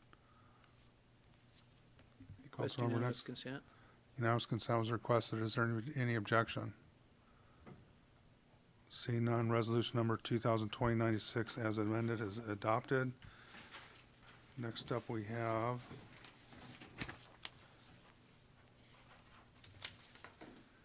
item G9, action approval, confirmation of mayoral nominations for appointment to the Planning and Zoning Commission. Pleasure of council. Vice Mayor Malloy. Thank you. Mayor Gabriel, move to confirm Mayor's nomination of Mr. Duthit for appointment to the Planning and Zoning Commission. I'll second that. Any discussion on the motion? Request unanimous consent. Thank you. Unanimous consent. Mayor Gabriel, you need to reappoint. Oh. Are we going to do Oh, that and motion the or- reappointments Yeah, sorry. also. Yes. Thank you. I'm sorry, I didn't actually have that up in front of me. And I'm having a problem with my thing. Could I ask the clerk to please name the reappointments? So I'm having Yeah, trouble getting. thank you, Vice Mayor Malloy. The reappointments would be Joe Halstead and Gary Greenberg, and the new appointment is Alex Dalfett. All right, no, it's nothing. Very good, thank you very much. So do we have concurrence of the second for, Yes. Okay, very good. Councilman Glendinning. Yeah, just one question. The nomination is excellent. Were there any others that requested consideration? Or is this just the result of your deliberation? This is the result of my deliberation Were of the there vacancy others? that came open. There is another vacancy that will be considering another planning and zoning commissioner for. Okay, in the near I was future. just curious to see, the response we got from when we had our special meeting to select a counselor, just the response we would get for interest Sure. in commissions and committees. Thank you. Ms. Hines, Mayor Gabriel, we haven't had any other applications submitted. right? You're nominating everybody that's applying. And they've all been good choices, thankfully, in my Thank- opinion. But like I said, we will have another vacancy on the planning and zoning in their near future, so hopefully we'll be getting some applicants for that. Getting a little bit off topic here, but I believe there was unanimous consent was requested for the planning and zoning commission appointments. Is there any objection? Seeing none, those are all approved. Next up, we have action approval confirmation of mayoral nominations for appointments to various city commissions. Vice Mayor Moy. Thank you, Mayor Gabriel. I do have the page this time. Move to confirm Mayor's nomination of Roy Williams, a reappointment to the Council on Aging, and Michael Bernard, a reappointment to the Parks and Recreation Commission. Second, request unanimous consent. Unanimous consent was requested. Is there any objection? Seeing none, those appointments are approved. And we do have vacancies on beautification and we have one on Parks and Recreation. Harbor. Harbor, that's all. So we'll be hopefully be getting some applications to fill those positions. Next up, we have confirmation of mayoral nomination for appointment of City of Kenai representative to the Cook Inlet Regional Citizens Advisory Council Board. Mr. Former Mayor Williams, Councilmember Nexted. Thank you. I would like to approve the nomination of Mayor John Williams to the Citizens Advisory Council. I'd like to second and request unanimous consent. Thank you. Unanimous consent was requested. Is there any objection? Seeing none, Mary Williams is appointed to another term. Thank you very much for your service. We certainly appreciate it. Council and Mayor, appreciate the appointment. Thank you. Next up, we have item G13, discussion update regarding remote seller sales tax. 12? Oh, I'm sorry, the supervisor. I don't know why I scratched that off. Item G12, mayoral nomination of a council member to the supervisory subcommittee. Vice Mayor Malloy. Thank you, Mayor Gabriel. Move to nominate Councilmember Henry Naxted to the Supervisory Subcommittee Second. and request unanimous consent. Thank you. Unanimous consent was requested. Is there an objection? Seeing none, Councilmember Naxted is our third member. Next, we're up to discussion, item G3, discussion update regarding remote seller sales tax. Mr. Ostrander. Thank you, Mayor Gabriel. This is actually Mr. Bloom's going to provide this report. Thank you, Mayor Gabriel, members of council. I provided you with a memo, and the numbers in the memo don't exactly match the spreadsheet that I provided because we updated the spreadsheet. We got new numbers, I think the day the packet was due, so the numbers are a little off, but basically what I just wanted to give you a report and emphasize, net revenue. Since this has been in place, the city's collected almost $96,000 in sales tax that we wouldn't have gotten if we hadn't joined the commission. As you can see, our numbers are, the numbers that we're collecting are going up each month. We anticipate that to continue as more and more sellers register with the Sales Tax Commission. As Councilmember Winger pointed out, the fees are high. I think that's an opinion that's shared amongst the members of the commission, but it was sort of the lesser of two evils in order to get this project going. One thing that's unique about Alaska compared to other states that are doing this is we're the only state that's doing this that doesn't have a state sales tax.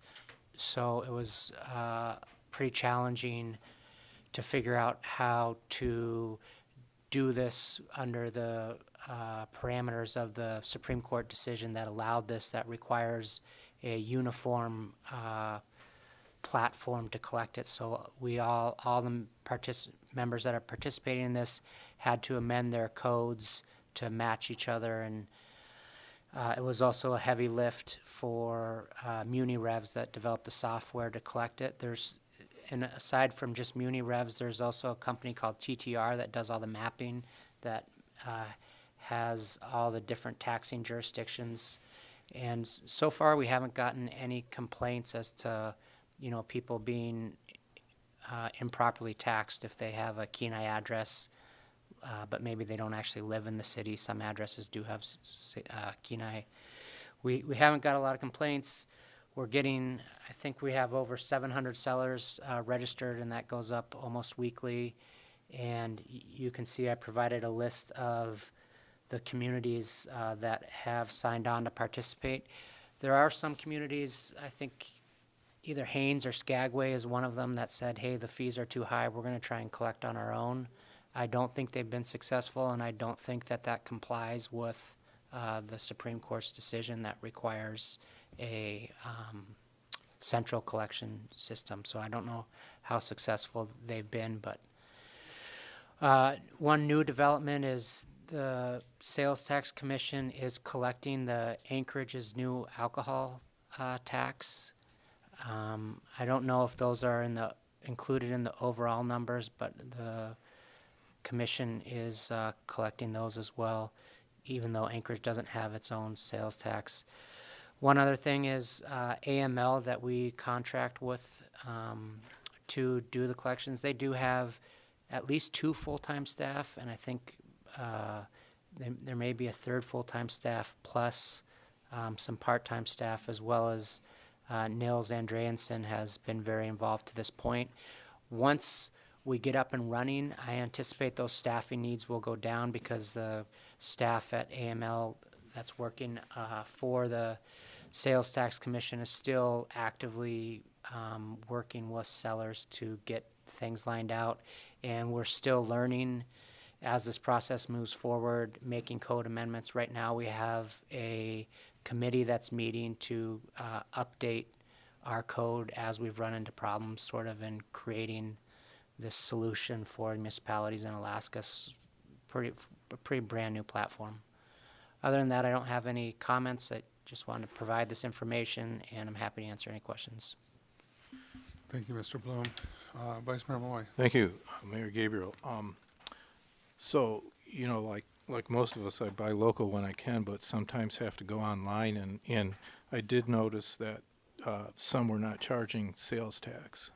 And you mentioned that they're 700 now and they're going up weekly. So in the contracts for collection that you're talking about, is there a service being provided to identify those?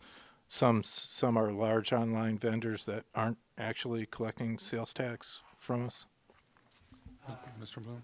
I think AML's staff that's working for the commission is actively contacting vendors. There is a threshold, so there has to be. Sorry, did you guys get any of that? Okay, there is a threshold, so you either have to have, I think it's $200,000 in either $100,000 in gross sales or 200 transactions within the state. So if you are buying something online from a vendor that may not sell much in Alaska, you won't be charged a sales tax. If you wanted to let us know if you weren't being taxed, we could look into it, but. So a follow-up question to that? Yeah. My notes aren't too good, but anyway, so How do they determine, do they have any way of determining that threshold of 200,000 or 200 transactions? Mr. Bloom? I think we rely in part on self-reporting, and then also, we're also taxing, Terry, what's the term for like Amazon? Amazon does two businesses. One, they sell their own products, and then they also have an online platform where other people can sell their products. So when other people sell through Amazon, Amazon's is collecting that tax. And they're called a marketplace facilitator when they allow others to use their platform to sell products. And Amazon is supposed to be collecting taxes on all the products that are sold through Amazon. Thank you. Any further questions, discussion on remote sales? Councilmember Glendenning. Yeah, just thank you for your comments. That kind of brings a little more clarity to our earlier discussion about the fee that's charged, the 19%. And I can see now that there's quite a bit of administration and startup and development costs. And if there's the hope and promise that will go down, I think our money is well spent, and thank you for illustrating that for us. Councilmember Winger.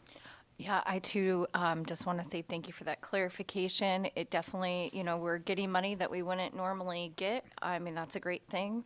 I do look forward to maybe hitting those milestones and bringing that fee schedule down. It does take a lot to develop those programs. I'm glad that we went this route, but I would just like to see us to hit those milestones to drive that down. But I do appreciate your work on this. Any other discussion on regarding remote seller sales tax? Thank you, Mr. Bloom. Next, we'll move to item G14, discussion coordinating with Soldotna on community-led campaign against COVID-19. Mr. Ostrander. Thank you, Mayor Gabriel. At the City of Soldotna's last council meeting, it was actually the meeting where they were considering a mask mandate, which failed introduction, but there was a resolution that passed at the same meeting, which actually mirrored pretty closely some of the resolutions that this council has passed I think it was about 3 months ago, when we're recommending that the public practice social distancing and wear masks when they can't, and wash your hands and that sort of thing. And Vice Mayor Malloy reached out and suggested that we talk about potentially coordinating with the City of Soldotna, and talked with Mayor Gabriel, and we agreed that some sort of coordination on a messaging program that would lead a campaign against COVID-19 would probably make some sense. I talked to Stephanie Queen, talked to her multiple times since then and now, and they've started formulating some ideas on the things that they would like to do to get that messaging out. I did give you a memo today that explains our thought process, at least as it stands right now. And the thing that I focused on the most in the memo was the idea, and actually Chief Pryor is here, and I've talked to him about this, the idea of getting our first responders to provide basically testimonials to the public, talking about why they decided that the vaccine was something that they wanted to take. And then also capturing them actually in the video itself, taking the vaccine. And the thought process there is that these are individuals that can provide a unique perspective that others can't. They're on the front lines of this. They're also medical professionals. We have paramedics that have a high degree of medical training. And they've also, because they knew that they were going to be in this first group of people that are going to be vaccinated, they've had time to do the research and determine whether or not it made sense or not. So I think it would be a campaign that would certainly be voluntary of our firefighters. They wouldn't have to do it, but if they wanted to do it, they could. And I think it would be helpful for some of the community to see that those first responders in our community, the ones that are on there anyways, have made that decision. Beyond that, there's other things that Stephanie at the City of Soldotna would like to do, and I think are good as well, and that's continued messaging similar to what Mayor Gabriel did with his PSA about just being responsible and working through this together. Other positive messages that we can talk about, getting outside and staying healthy, those sorts of things, just general messaging that is positive and encouraging to the community. And we still have an opportunity here between now and the end of the year. We have a little bit of residual CARES Act money. We could use that money to support any costs associated with this. And I wouldn't anticipate that any of these would exceed $5,000. So that's what I've got. And if council has questions or concerns, I'm happy to talk about them. Thank you. Were you looking for a nod here, Paul, or just, Yeah, I Is there- would okay. like council to discuss it and make sure that you're supportive of that. You know, and in particular, I think that, you know, that the idea of having our first responders do these testimonials, I think the rest of it's pretty, I mean, council's been very consistent about some of the others. I just wanted to bring this in front of council specifically because the vaccine is so politically charged, and I think it's appropriate to have the discussion if council's comfortable with our employees providing that sort of messaging to the public. very good. Councilmember Winger? I guess I have a little bit of concern about testimonies. I mean, is this going to be a HIPAA violation if our firefighters sit there and take the shot on camera and filming? I mean, that's going to be a concern, I think, for some people, is if it's forced. Definitely that privacy. I would like to consider, the body to consider continuing doing what we're doing, suggesting people follow the CDC guidelines. I don't want to put out any messages encouraging people to get the vaccine because people that are on the fence, they say, oh, well, our mayor's getting it, so I'm going to get it because he got it. And they're not actually doing the educational research for themselves. They're just kind of following the herds. I would worry about the liability of saying, we back this vaccine, we need to get this vaccine, and then 6 months down the line, we start seeing a reverse reaction to that. I wouldn't want to put the recommendation out for that. Mr. Ostrander? Yeah, thank you, Mayor Gabriel, Councilman Winger. I just wanted to make sure that there is no HIPAA violation here because this is voluntary. It's not forced on these employees. They volunteered to do this. No HIPAA violation because they are, in fact, volunteering to do it. So HIPAA doesn't come into play. Vice Mayor Malloy? I support this effort, and I appreciate Chief Pryor being here and being willing to, you know, do a testimonial or you know, some of your people may be willing to do that, and certainly commend you for being on the front lines and doing that. And I see that as just like nurses and other healthcare providers or frontliners that are doing it, and I hope and expect that you'll get a lot of love for doing that, you know.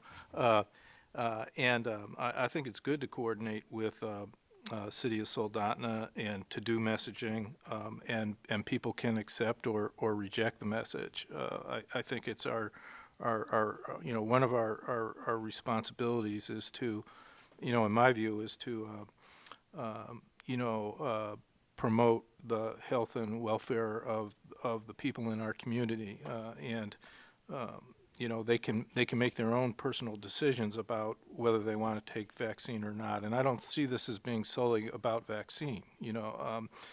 And I know that you know, Central Peninsula Hospital, a lot of the some of the physicians there are going to be doing testimonials, and maybe that's and independently of the conversation that you were having with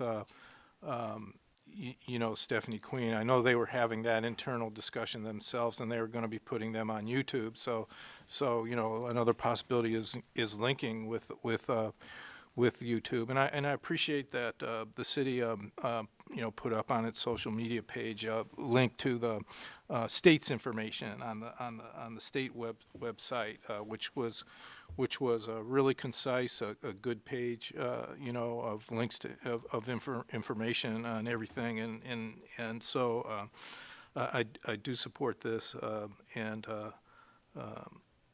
you know, again, there's a lot of different things that could be done. We could also support health, outdoor activities, you know, by some of our Parks and Rec staff on the grooming the trails out, you know, and everything for skiing and stuff like that. I mean, there's lots of other ideas I know that you'll have, so on how people can stay healthy too in what they're dealing with besides you know, the usual. You know, I do support it. Thank you. Councilmember Knoxton? I do support it, and I do appreciate the volunteers down at the fire department that are willing to do that and wanting to do it, and they're, like Mr. Ostrander said, they're knowledgeable, that's their expertise, and that's what they want to do, and that's just getting that information out there. And people can take it or leave it if they want, but it's good information. And I too did see the Facebook post that the city did that had the link to DHSS website, and it was very concise, and it was a who, what, where, what, why, and all that kind of stuff, and when. And I thought Mr. Ostrander might have had that done, because it's something I suggested, you know, if they had a site with something that concise on the vaccine, you know, that we could link to, and I would hope to see that up more too, I think, as we pass that information on. And I think education is important, so I absolutely have no problem with it, and I appreciate it. Councilmember Petty. Yes, thank you, Mayor Gabriel. I too think that education and information is so very important, but I would not want this information to be one-sided. And there are some healthcare providers that have a different point of view and different thought process about the vaccine. And just today, the Alaska Department of Health and Social Services released the announcement of one of the healthcare professionals who had anaphylactic reaction to the vaccine itself. And also, there is documentation that there is Bell's palsy associated with this vaccine. And so I would in no way, shape, form, or fashion want to see the city of Kenai endorsing or advocating for this because of the potential lawsuits that could come back to the city because we would endorse this vaccine.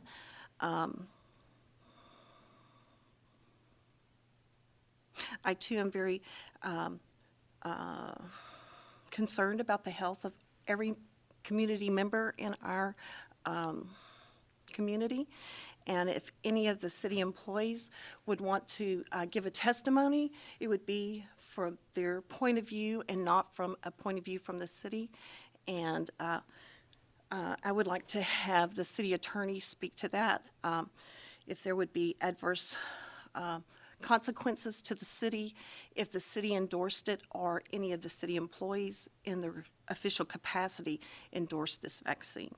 So I am in favor of everyone living a healthy lifestyle, but there's more than one position and understanding of education about this vaccine, and I think the adverse effects should be equally distributed so that individuals could make informed decisions. Thank you. Mr. Bloom, do you want to respond, please? Thank you, Mayor Gabriel, Councilmember Petty. You know, there's nothing that we can do that ever would prevent us from getting sued. I mean, people can always sue the city, whether it's frivolous or not, but I don't think there's liability from the city's perspective in just encouraging or taking a position on the topic. Certainly if we mandated it, there could be liability, but I don't think we would have liability just as far as encouraging or speaking on it. Any, Vice Mayor Malloy? Thank you. You know, I don't look at voluntary testimonials about, you know, why a firefighter decided to get vaccinated as being an endorsement by the city of the vaccine itself. You know, I see that just as a, you know, what it is kind of like, you know, this is why I'm doing it because, you know, I'm on the front line and everything, and certainly as a resident, you know, I would want to know that if I needed emergency services, the people coming to, you know, provide service to me, you know, it would be good to know about that. So, you know, I don't see it as an endorsement. You know, I understand your point, you know, well, but I don't see it as an endorsement of the vaccine itself, more like that I'm doing this for that reason. Thank you. Councilmember Winger? What I'm basically gathering out of this is we've already done steps to go forth with what the precautions should be to keep ourselves safe. So this seems like a campaign to support and endorse the vaccine. And so bringing it to a shortcut, I'm no on endorsing the vaccine. I believe in personal responsibility. I don't want to mislead somebody into doing something and them develop any problems, allergic reactions, Bell palsy. I don't want them to find out that they're pregnant and they lose their baby, because we did see that warning. So on this campaign for vaccinating with Soldotna, I'm in a flat no. Councilmember Glendenning? Yeah, I have this observation regarding endorsement of this project. Here in the memo, it says, we're going to take our City of Kenai CARES Fund money and apply it. That is an endorsement. Why can't we just go with the beginning that's in our Clarion? It's from the Associated Press. What to know about the vaccination. That is a good start. That is a good start. Take some of the highlights from that and begin slowly. I support Chief Pryor. I like the idea that our fire department employees want to get information out, and I understand that as first responders, they may have a vested interest in getting some protection from this horrible virus. But I'm conflicted over the idea that we're going to take some of our CARES money and spend on this rather than maybe pushing it out to a small business or an individual or a family that requires this money. $5,000 is $5,000. Maybe we can apply that earlier this evening. I believe, if I understand right, we gave you blanket authority to readjust the books and do what you thought was correct in that manner. And I urge us to consider it from that point of view. The vaccine is a new thing, and it's going to take perhaps some salesmanship. There's other vaccines that are coming out. I think Eli Lilly has one that's just a one shot and you're done. I think there could be as many as 6. There has to be a means of communicating efficiency or effectiveness for this vaccine. I believe Dr. Zink is beginning to do that on TV. There's more information coming out. There's going to be a tipping point when this vaccine will be accepted or not. I hope it is. It's up to an individual to decide whether to partake or not. I'm old enough to remember when polio was running rampant, and we had our March of Dimes, and we filled in our little cards with dimes and turned it in with children, and iron lungs was just horrible. The tipping point for that was after 4 years of research and development. Dr. Jonas Salk developed a vaccine. And in 1956, Elvis Presley stood on TV and took the vaccination. And then the citizens of this country embraced it. I don't know if we're at that point yet in accepting the vaccine. If individuals from our fire department wish to do that, that is so. I don't know if we should use our CARES money to forward this, because that in fact is an endorsement. This is money that's been entrusted to us, and for our administration. And if we administrate it this way, we're endorsing it also this way. Thank you. I guess I see we're kind of getting a bit of a divide here. Is there any one of the things we've done continually, I think we've been very consistent in our messaging from the start regarding strongly suggesting people follow the CDC guidelines regarding mitigation. So I guess my question is would there be an objection to our first responders reiterating that message and not taking the vaccine, but saying, we ask that you wear a mask, social distance, and do all that other stuff? Councilmember Winger. I think that's great for anybody to continue to spread that message. I think we all spread that message to do what's safe for you, do, what you feel is best for you and your family. Anybody that wants to continue to deliver the message of wearing a mask, stay 6 feet apart, don't go out when you're sick. I mean, that's great. I think that's what we're all saying, but not using the authority to promote vaccinating or not vaccinating. Staying neutral. Yeah, and I know one of the conversations Mr. Ostrander and I had right after, Governor Dunleavy ceded mitigation to the local governments was to get with the city of Soldotna, because we do share a hospital. We're sister communities, and it didn't make sense to, it should be a uniform, some continuity in how we do our business there and here. It didn't make sense that, if they did a mask mandate, they certainly would be wanting us to do one, and I don't think we're there, and they certainly aren't, I guess, because they just voted down introduction of a mask mandate ordinance. But I still like the idea, we do share a hospital, of continuing the messaging. So maybe the message is utilize, and I think it was a conversation I had with Paul, is that, people are tired of listening to politicians. We can do PSAs and all that, and that's fine, but, listening, I think we still should utilize our first responders as some way in this messaging also. Vice Mayor Malloy. Thank you, Mayor Gabriel. It seems that, the main objection is specific testimonials about the vaccine. But I agree with you.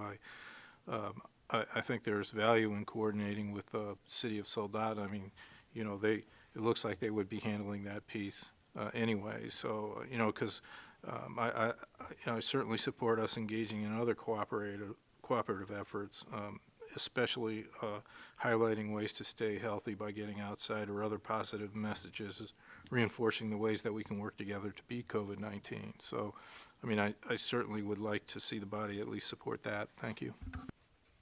Councilmember Naxton. I think what I'm hearing too is, it's okay to support what the CDC has suggested about face masks and social distancing and all of those things. And since I can't use my phone while I'm here at the dais, I'm sure I could do a quick Google on it. I would almost bet that they promote the use of a vaccine for this virus. It would shock me if they didn't.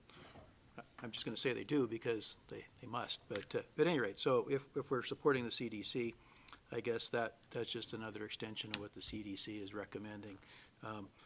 We don't have to promote it specifically, like do get out and do it. Just it might be where you can get vaccinated. I don't know where that's going to be here on the peninsula, frankly. They got some at the hospital, but it's going to be other places. So I don't know where that's going to be. Just that kind of information that people are going to need that choose to get it. But certainly if we're supporting the CDC on one hand, we ought to be supporting it on the other.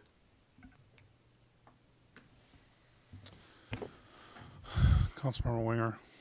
I think when it comes to the vaccination campaign, I think the state will do a good job campaigning on that. I personally don't want to campaign on that. I also don't want to shift the responsibility to our first responders. So it sounds like we're saying, well, yeah, go ahead. That's great. Go ahead and promote it. We don't want to, but you can go ahead and promote it. So seems like we are shifting down, taking over the responsibility and asking a different person, how about you go ahead and do this, when as a whole the city should be making that choice and not saying, yeah, it's great. Let's push this over to our first responders to push this memo out for us.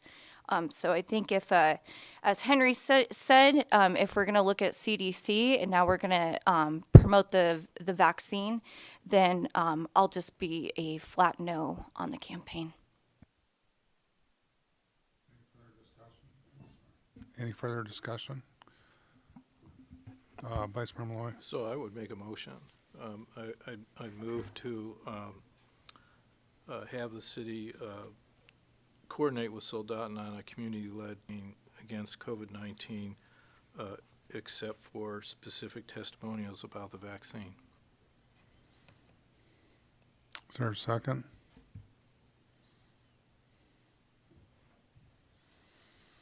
No second? Okay, motion dies as, for lack of a second. So is it all or nothing here? Is that, I mean, I would go for divide the question. Councilmember next. Oops, sorry. If that died without a second, I would move that the city coordinate with the city of Soldotna a campaign against COVID-19 and provide, information regarding the vaccine, as well as social distancing, health concerns, those kind of things that we've already been promoting, and to continue that. Second? Discussion on the motion? I don't support going forward with that. I thought we were just voting on that and nobody seconded that, so we just re-voted on that and then seconded it for a second time. No. I'm a little confused. No, so it's a different motion. For the first It sounded motion. like the same exact motion. No, it wasn't. Vice Mayor Malloy made a motion to move ahead with the campaign, not including referencing vaccine, which died from lack of a second. And then Councilmember Next had just proposed a motion to include, essentially work with the city of Kenai to include information. Actually, I guess I don't want to speak for you. Would you want to, as the maker of the motion, want to restate the motion that's on the floor? I don't know if I could restate that, because I was kind of, it would be to coordinate with the city of Soldotna to lead a campaign against the COVID-19, which would include information on vaccination and health protections. Okay. Again, I don't, as a body, don't want, as a city, to be endorsing or supporting a vaccine that's new that we don't know about. Within less than 24 hours of the first shot being administered, we have a nurse that was hospitalized in Juneau, who isn't going to be eligible for the second round. I don't want to mislead anybody either direction of not getting it or getting it, but I'm a flat no on supporting this. Vice Mayor Malloy. Thank you. So the motion was for information. It wasn't to endorse. So I would see that as including information pro and con, there is. So it wasn't to endorse. Thank you. $5,000 to support this effort is basically an endorsement. It's supporting it. We're throwing money behind it. Well, I think, and again, see, this is what I hate about COVID, is everybody's got their position. We need to, we've tried to find a balance. I think we've done a very good job of that as a city. Kenai, again, $5,000 towards an educational program, and reiterating a lot of what we've said isn't necessarily an endorsement. I think it would be an endorsement of saying we strongly suggest you follow the CDC guidelines. That's my opinion. I personally would have preferred to have the question divided, but any further discussion on the motion? So to be clear, Councilmember Next, that is your intention that the city of Kenai, working with the city of Soldotna, provide pro and con on the vaccine? Is that, or when you say information, is that what we're going with then? Well, if it's appropriate to have con, I think I'll leave that up between the city managers to decide if there's some con information as it comes out. Probably that would be provided from the state of Alaska and those health experts, which I don't think we have in this building, and I don't think they have in Soldotna, so they'll be relying on those. Very good. Councilmember Petty? When I read this memorandum from City Manager Ostrander, it says that the city fire department will provide testimonies to why they decided to be vaccinated, not why they would not be vaccinated. So with that, I'm understanding that we are advocating for vaccinations. That's how I read this, so I won't be supporting it. Thank you. Any further discussion? Councilmember Glendenning? At some point in time, if we do affirm this, will we be able to see a run out, a preview, a snapshot of what we're agreeing to? Or do we just turn them loose and say whatever the two city managers agree to is what we're agreeing to? I guess I need just a little more hand-holding with the process that we're going through and how we come to a conclusion. Mr. Ostrander? Thank you, Mayor Gabriel. Councilmember Glendenning, if council wants me to bring it back before you before it goes out, I'm willing to do that. You know, there is a timeliness factor, but we've got a meeting first week of January, so we could do that. Very good. Any further discussion? Yeah, I certainly understand the vaccine. That's why, you know, personally, I wish it would have been a divided question, because I do understand the dilemma of some people taking a vaccine that they are skeptical about. But at the same time, we want to get over this pandemic. We've all talked about it, and education is a big part of that. Councilmember Glendenning. Will we know more by our first meeting in January? Will we have more information concerning the vaccine and actually how we want to progress with this educational program? Would that be the appropriate time to revisit this? Right now, I'm on the vacuum side of this discussion. I appreciate the idea of information.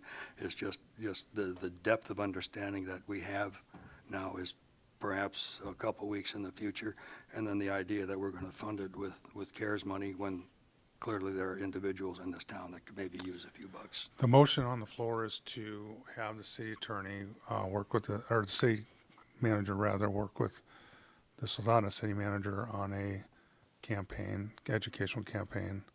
COVID, we've requested that they come back with us. Mr. Ostrander said he could provide that, what he would be rolling out at our first member meeting in January. So that's where we're at right now. Any further discussion? Clerk, please call the roll. Mayor Gabriel? Yes. Councilmember Knoxtat? Yes. Vice Mayor Malloy? Yes. Councilmember Winger? No. Councilmember Glendenning? No. Councilmember Petty? No. Councilmember Askin? Yes. Motion passes. Thank you, council. Very good discussion. Appreciate everybody's input. Next up, we have item G15, discussion COVID-19 response. Mr. Ostrander. Thank you, Mayor Gabriel. So over the last about 3 months or so, I've been providing case rates specific to the Central Kenai Peninsula. You know, that information is more widely available now than it was 3 months ago. The school district actually provides that information daily. So I'm going to discontinue reporting that unless the council feels strongly that I should continue to provide that information. I will say that the 7 and 14-day case rates have improved locally, over the last week or so, which is positive, and the hospitalization rates at our local hospital are down as well. Matter of fact, yesterday and today there were 0 COVID-positive patients in the hospital, so great news for the local area. But I'm going to discontinue talking about those case rates at each of the meetings. I was going to focus more on operationally how things are, how COVID is affecting the city. And just this week, we've seen a significant uptick in operational issues because of COVID. We've had 5 more employees test positive since the last meeting, so now we're at a total of 10 city employees that have tested positive. The positive part of that is only one of those transmissions occurred at work, so I still think we're doing a really good job here at work, making sure that we socially distance when we can, wearing masks when we can't. So I think employees, hats off to them, they're doing a great job. Oftentimes we get an employee who is a close contact or even COVID positive, and more often than not, there are no close contacts at the city because they've been practicing such good social distancing at work that that other employee does not have to miss time at work, which is really what we're trying to accomplish here, is trying to keep people at work because we're mandated to follow what the state and the CDC says as far as quarantine if you're a close contact. So the best way we can defend against that and make sure we continue to provide good services to the residents here is to make sure that we don't put ourselves in that close contact situation while we're at work. With that being said, we've got 9 employees that are currently on quarantine at the city. And interestingly enough, at 2 o'clock this afternoon, that number was 5. So between 2 o'clock this afternoon and now, we've actually had 4 additional folks that have been on quarantine. We've got the 5 that are positive and then 4 that are close contacts. But again, none of those close contacts occurred at work. It is having an impact on us. We've got a couple departments now that there is a possibility that we're going to have to impact the services that they provide because we have isolated cases here. So there's 2 departments specifically that I'm concerned that it may impact services here over the next couple of days. But fingers crossed that we won't get any more positive and we can keep those folks working. I actually did invite Chief Pryor here tonight to talk to council and give you an update on the vaccine. Chief Pryor is probably as knowledgeable about the vaccine as anyone, certainly on the Central Kenai Peninsula. He's been on the forefront of this first shipment of vaccines and where they're going. So I wanted him to come up and provide just a brief update and then answer any questions that the council might have as a part of my report tonight. So, Chief Pryor. Thank you, Chief Pryor. Mayor Gabriel, members of the council. So as many of you guys heard from Dr. Zink, the vaccinations are here. So they're at CPH. And the shipping of those is what everybody had the difficulty in because of the temperatures that they had to keep. So there's only a handful of freezers in the state here that can handle those ultra cold vaccinations of the Pfizer, the initial ones that are showing up. And so they're there. So we had to, my goal originally was starting weeks ago, is to get all the information that you guys, obviously it's contentious. You know, some people are for it and not. So my goal was to get as much information to my personnel as possible so they can make a true informed decision. And speaking with Mr. Ostrander, we talked about getting that information to the public so they can make the decision on their own. My goal was never to sway any of my folks. I wanted to let them know, here's the mRNA, here's the viral vector, these are how they operate, this is what they work on, so they can actually make a good decision on it. And so once these showed up, we had to have a number of our personnel that wanted to take it so that we can coordinate when they go off shift, because there is side effects that you potentially could have with them, which is also shared. And so I wanted to let them know, hey, you may have some malaise, you may have headaches, you may have low-grade fever, but you know you can have that with any vaccination. So I wanted them to know what the side effects are, and you know, the first vaccination could possibly have those, but the studies are showing from the trials that the second vaccination has a little bit higher rate of that. So I wanted to get that information to them to see what they wanted to decide to do for each their personal decision, whether it was good for them or their family or not. And so we have roughly a little bit over 80% of our folks that want to get it. And also getting the information to them of what is the long-term effects of actually getting the virus versus getting the vaccination ahead of time. And so they could weigh all those things. And I think that was our goal, or what we were trying to do, is we don't want to sway anybody. We just want to get the information out to everybody so that they can read it and make their own decision. What's the best information? So that's what I wanted to try to do for our folks. And they received that, had a chance, quite a bit of time to read it and digest it themselves so they can actually make a decision. And now that it's here, we are coordinating so the people that go off duty, they have their off days in case they do have some side effects from it, that they can have their time off, they're not at work. And then we'll have to schedule, and there's a slight bit of flexibility on these Pfizer ones because there's 17 to 21 days that you can get the follow-up vaccination, which gives us the flexibility on, as their shifts come up at that time period, we can do the same thing as they go off duty. And the Moderna one is going to be, it's not here yet, but we're having the 26,800 of them, and there's already the 35,100 of the Pfizer in state. And they'll have the opportunity to do it later if they want, and some of them are opting to do that. But we wanted to have that information to the 1A, 1B, all of these phases of, as the state is planning on their planning process for the groups that it's going to go to. And so we will be starting Friday with the vaccinations for our group, and then Saturday and Monday morning. So our groups will be having that. We will be the first ones that are reporting kind of, what's happening with this. And we did, and the same thing, Councilmember Winger, you brought up the point of the one that happened down in Juneau. So the press release came from the state. So we shared the press release with our guys that this is what happened, but we're around that stuff enough to where we knew that, you could get an allergic reaction from anything, from eating peanuts for the first time at a later date. But sharing that information so that they know there is a chance of that, and they still want to make their own decision what's best for them. And then sharing the technology, I think, was the key thing, because there's a couple that, for me personally, that's not the one for me, but I like the ones that are offered to us first. So, do you guys have any questions about what they are? I mean, Dr. Zink did a fantastic job on explaining a bunch of this, but I've learned so much more on vaccinations over the last 3 weeks, more than I probably want to. So.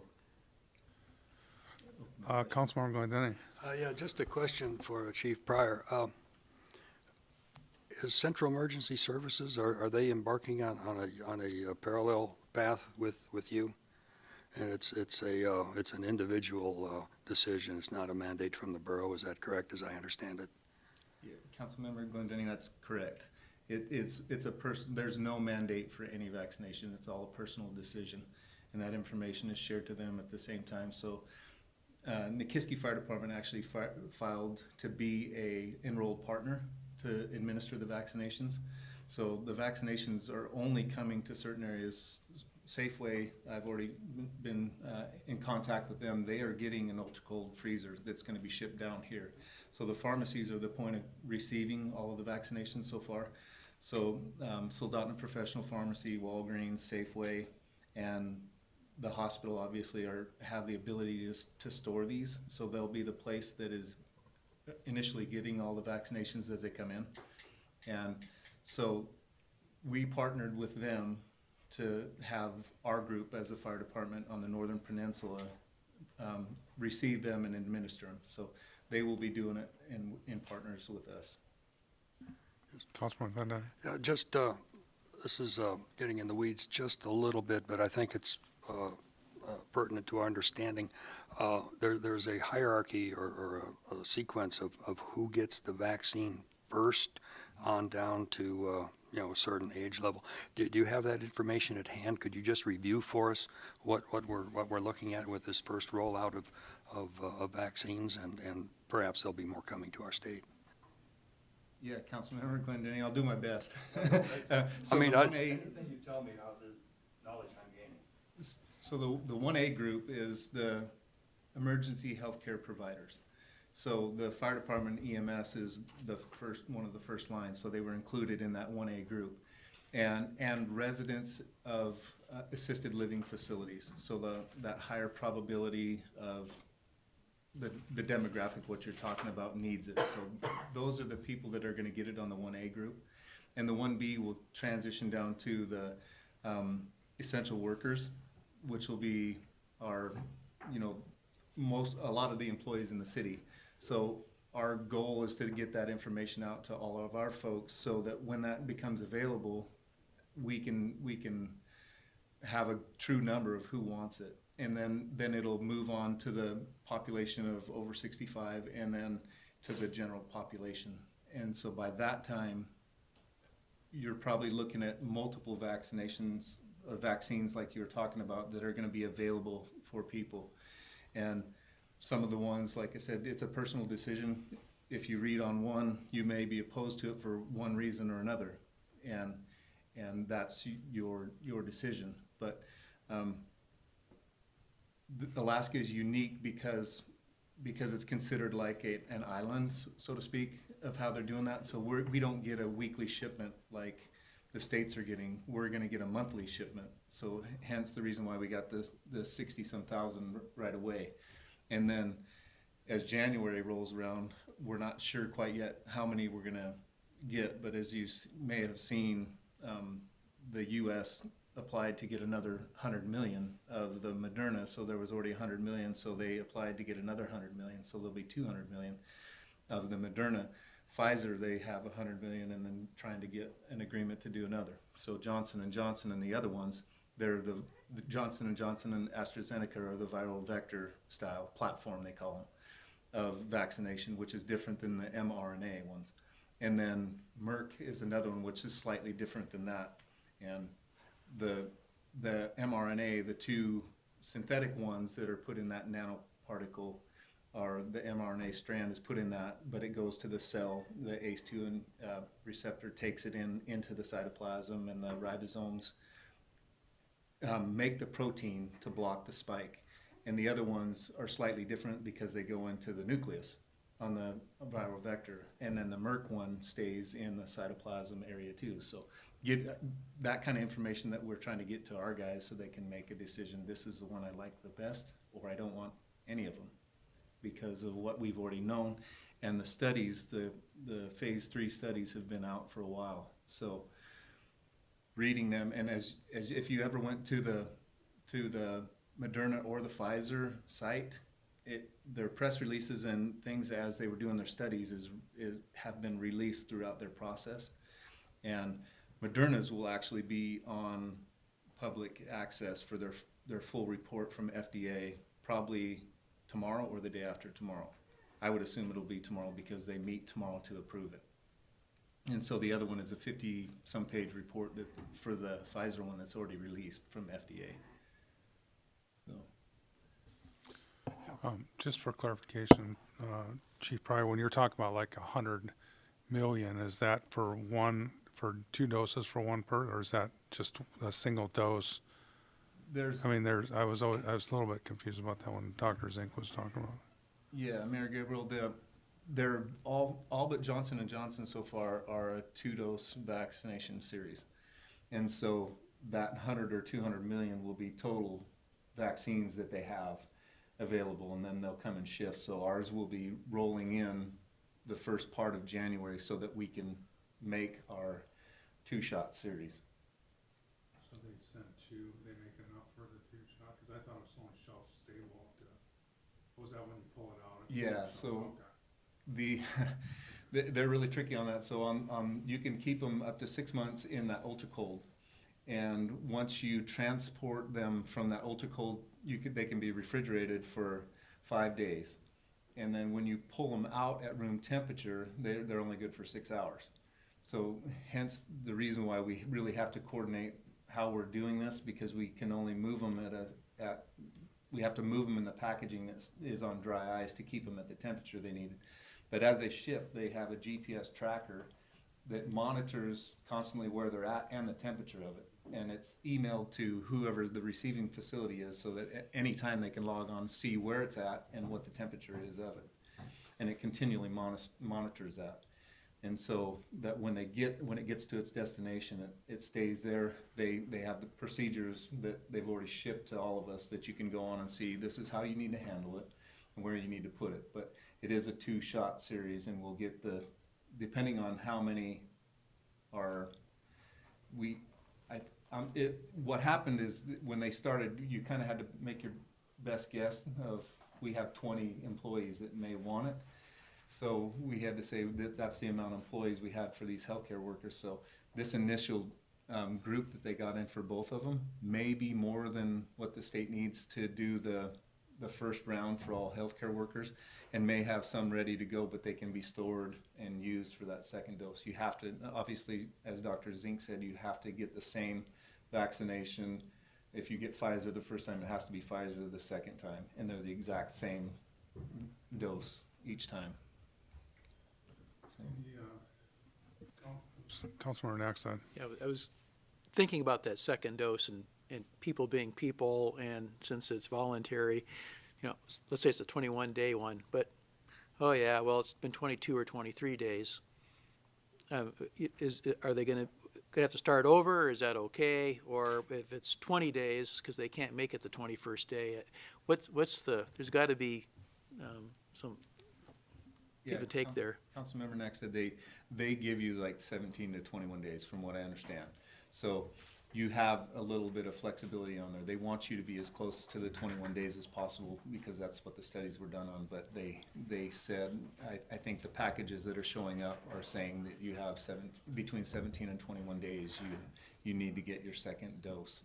And the VAC tracks that you have to apply for, it's a program that when you start, you're entered in there, and that sends you the reminders. So you'll get text message, email, however you prefer to be notified when you're due for your second dose.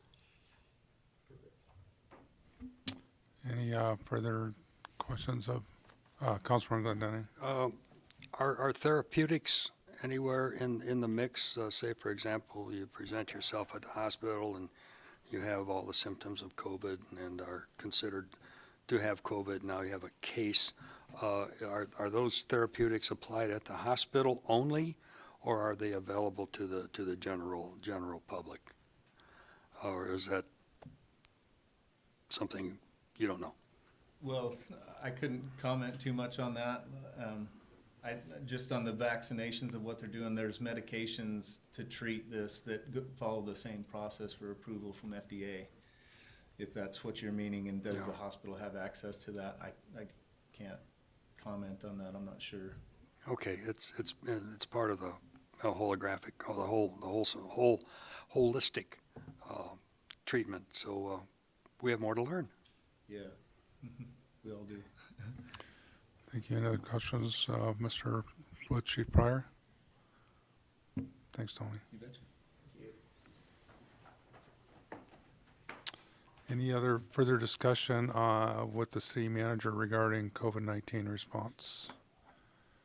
I just got one quick question, Paul. When you said you were going to sort of back off the case rates, but did that include the hospitalizations too? Or are you going to still kind of report?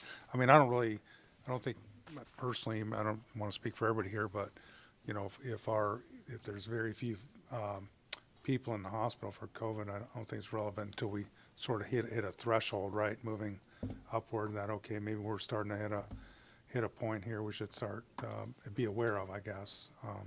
So I presume we're going to kind of be made aware if those things change. Yeah, thank you, Mayor Gabriel. When I decided to back off on the case rates and hospitalizations, I figured if anybody from council wanted me to continue, I would continue. So if you want me to continue with hospitalizations, I can certainly update the council. Yeah. I guess from my perspective, it's just, I guess if they once they hit a threshold that they're concerned about, then that would be probably an appropriate point along the scale to let council know, like, hey, the hospital's concerned, they're only at 75% capacity or something along those lines, and trending up, you know. Vice Mayor Malloy. Thank you. This is really a question maybe for the finance director. I appreciate the numbers and everything that was put in the packet, and I'm looking at page 4 of the laydown. That's the expenditures and available balances, and you know, I'm a lawyer, not an accountant. So just for me and the public, and I appreciate you making this simple. but what you have highlighted in green under the column projected expenditures remaining, those are the funds that we have left to spend, and we're going to spend by the end of the year. Is that correct, or close? Mr. Eben? Thank you, Mr. Mayor. Councilmember Malloy, you know, the amounts in green there are projected expenditures between now and the end of the year. I kind of highlighted them because, you know, honestly, at this point, they're our best guess. We're getting almost daily updates from AHFC on their progress in the housing assistance program. And the mental health services with PCHS is a bit of a moving target. We haven't seen a lot of activity there, and then the estimation on first responder payroll. So I kind of highlighted them because, you know, they represent numbers that I have a reasonable expectation that they're close to being accurate. What I tried to convey with this, or I think the reason the city manager asked for this to be prepared is what I think this recognizes is that I think we have a very good chance of landing, what we call landing our expenditures so that we utilize 100% of the CARES Act funds that were made available to us. I think we are going to achieve that goal. With the flexibility council provided tonight for some budget revisions and able to move money around, I think we're definitely going to be able to do that. So, Thank you. You answered my question. So I guess I got a quick follow-up. Are we projected to have a deficit of almost $29,000? Yes, Mr. Mayor. If all of these projections are accurate, then we will not be able to recover about $30,000 of public safety wages or something in here. So we will have had more use than we had grant funds. But it wouldn't be something that would be coming out of the general fund? Well, these are expenditures that were already budgeted in the general fund. So rather than being able to move them out because we have grant funds to charge them to, they will reside in the general fund. Okay. So. Okay. That's a pretty good outcome. Yeah. Mr. Ostrander? Thank you, Mayor Gabriel. I just wanted to expand on what Terry just mentioned. So if the opposite holds true and that for some reason we go the other direction, we've actually identified another $163,000 worth of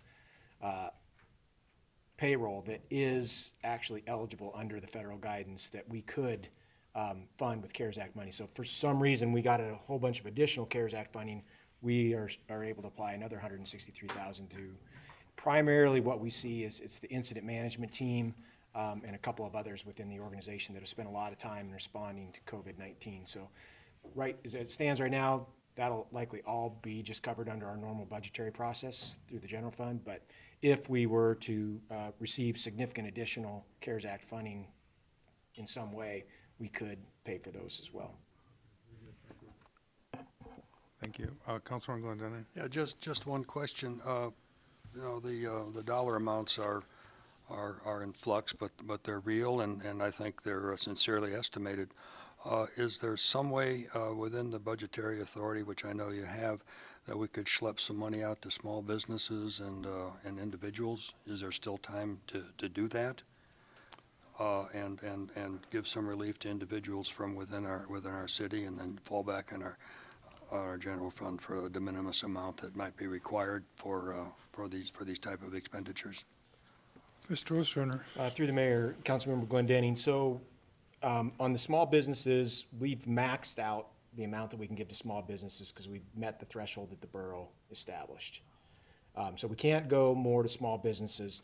On the individual assistance, we've 1.1 million has gone to rental and mortgage assistance through AHFC, and we had to shut that down at the end of November because we were really concerned about being able to process all the applications by the deadline of December 31st. And frankly, I still have some concerns whether Alaska Housing is going to be able to complete that process by the deadline of the 31st. I talked to Larry about it today, and we're still hopeful that it can happen, but I think we can't open up that program now, but small businesses are maxed out. So I think at this point, if we were to look to provide for any sort of individual assistance or small business assistance beyond what we've got here, I think we would need to use general fund dollars for that. Thank you. That answered a question I had. And it does sound like Congress is inching closer to another another COVID relief package. So I think it was about somewhere north of $900 billion is where they're at right now. So, Mr. Eubank. Yeah, thank you, Mr. Mayor. I want to highlight one thing that city manager said when we went back and we identified, it's basically what I call intermittent time. So this is employees. Under the guidance, you have classifications of employees, and one of the first pieces of guidance that came out was said employees that are substantially dedicated in response, and there was a lot of speculation about what does that mean, and now that's become a lot clearer, and they provided some clarity, especially with public safety, where they came out and said out of what I think their wording is, out of administrative convenience. You can presume that your public safety folks are substantially dedicated. That was the green light for us to charge all of our public safety over to these funds. But I think what's important is I think what's going to be happening as the state itself tries to compile its final reports on the CARES Act funds. I really think at some point the state, and it probably will take legislative action to do this, but I think what we'll see is the state look to make sure that Alaska expends the CARES Act money that was allotted to it. So they'll be looking for potentially communities that have expenditures in excess of what they received, like we potentially could with some of these other things. And we may be able to see additional funding from the original CARES Act appropriation get redirected to some of these places. Because I know a lot of the cities here on the peninsula are struggling just to expend the funds that they were allotted. So I think it puts us in a really good position, and a really strong position, potentially to see more funds coming in the months ahead. Very good. Thank you, Mr. Eubank. Any further discussion on COVID-19 response? Seeing none, we'll go to commission committee reports. Is everybody good to soldier on here? Can we take an Eddie's? Yeah, I was just thinking that maybe someone might begin. Let's take a 5-minute at ease here.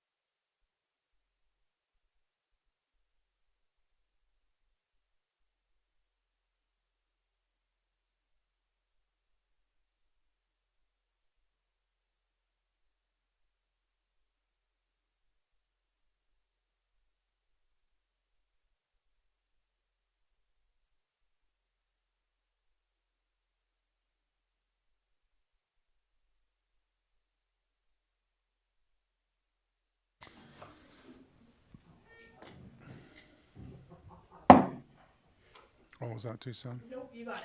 Okay. We'll call our meeting back to order, and we're on item H, Commission Committee Reports, H1, Council on Aging. Yes, thank you, Mayor. I had the privilege to be in the meeting of Council on Aging on December the 10th. We met via Zoom. Sometimes there's still a learning curve in regards to that. Nevertheless, it was a very successful meeting. We were updated in the fact that over at the Senior Center, there's been some remodeling going on, which has greatly enhanced the utilization of space over there, and the game room has much more usable opportunities for space there. Also, they're still providing meals to seniors on their meal plan, and they did receive grant money from COVID, and they're utilizing that for some camera security opportunities. And the new check-in space is going to be relocated out into the entryway there, and they're working to reconfigure the front doors, I do believe. Also, they're doing some long-term planning, looking forward to hopefully March for meals, so just keep that on your radar. And our next meeting will be on January the 14th. That ends my report. Thank you. Thank you, Councilmember Patty. Airport Commission? Thank you, Mayor Gabriel. I almost forgot to turn on my mic. Airport Commission, they met on December 10th. It's their first meeting since August 13th. So I gave them 4 months of reports that night. And it was well attended. They had 2 main discussion items. The first one had to do with the airport goals and objectives for fiscal year 22. They have 6 main topics: airport beautification, airfield, which was like removing aquatic plants from the float pond, terminal building, administration, continuing education, advertising and marketing, and airport lands. Some of the, they'll be discussing it again at their next meeting. A couple of the things that did come up had to do with what they want to talk about in the future would be camping. There's existing camping spaces at the south end of the float pond for pilots. Come in and float plane, bad weather, whatever the deal is. There's some tables there. They thought that it could be kind of expanded maybe in a couple ways, maybe some additional spaces there, but promoting it and really what it had to do with, and now I'm looking at the city manager, is it wasn't just for the pilots so much for that, but so you get there, how far is it to town and what can I go to? You know, you stop there. If you walk from the float pond, how far is it into town? And then when you get to into Float Plane Road, do you make a left or a right? You know, some kind of an informational sign there of some sort. It sounded like something that ought to be coordinated with Parks and Rec, perhaps, you know, and then getting pilots when they arrive there that they know where they can go. You know, where's Old Town, or how far is it to so you can overlook the beach or something like that. A lot of folks, when you fly to Talkeetna, you know how far it is to walk into town, and so it's 3/4 of a mile. You just do it, but Kenai's a little different. And so anyway, hopefully we can kind of start working into something in that direction. Somebody else had suggested an airport lands observation, you know, so you can watch airplanes land and take off. They do that at International and Merrill Field. And, not sure exactly where that would be on our airfield, but it was just an idea. Isn't that at the upper deck? Yeah, well, that's true. Drink soda and watch. I'm sorry, I couldn't help myself. Got to take kids there too. Okay. The other item was discussing the conference room that's in the terminal building, where the drilling rig used to be.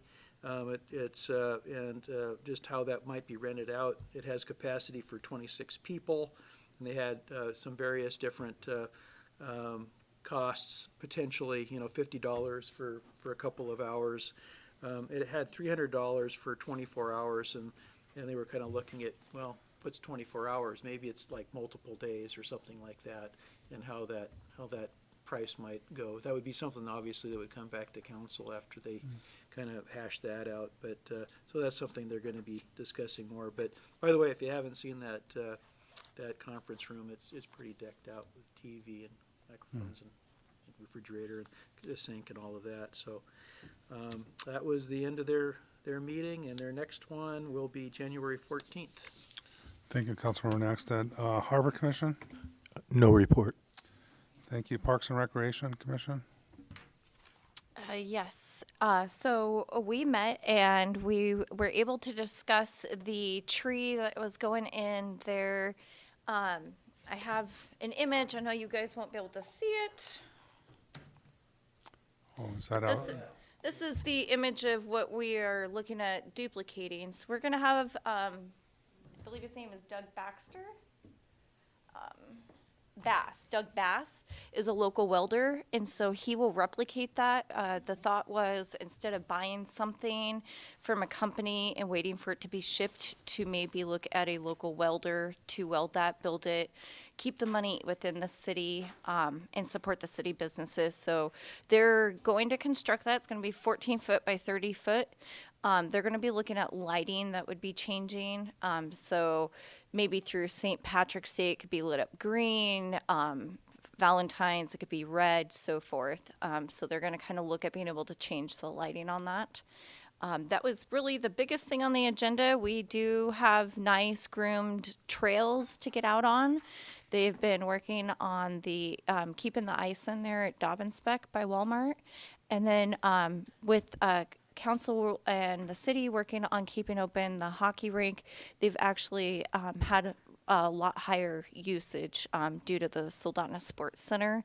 I've heard from a lot of parents, even through this weekend, how appreciative they are that we've done that, because they've definitely been utilizing it a lot more. So that ends my report. We meet again on January 7th. Thank you, Councilmember Winger. Planning and Zoning Commission? Yeah, thank you, Mayor Gabriel. We met on the 9th here in council chambers. We had two items. We had a consideration of a plat, and this was a preliminary plat of Integrity Plaza 2 submitted by Cliff Baker Surveyor on behalf of Cliff Baker, who is also the owner. And what they did is they took approximately 2¼ acres that was in two parcels and combined it into one tract. What there was a if you're familiar with the area, this is off Swires Road and the Spur Highway over by Gator Guns, and this was the old Integrity surveying facility. And there was approximately 1.32 acres of general commercial and 0.74 suburban residential. And what they did is they combined it into one lot. The idea is that by combining into one lot, it could be developed more thoroughly as a commercial property. The smaller lot had a non-conforming structure on it and would have been problematic in going forward with any development on this. What has to happen in the future, once this is approved by the borough, is that the tract of land, the parcel, is going to have to be rezoned. The idea is that it would go to general commercial from suburban residential.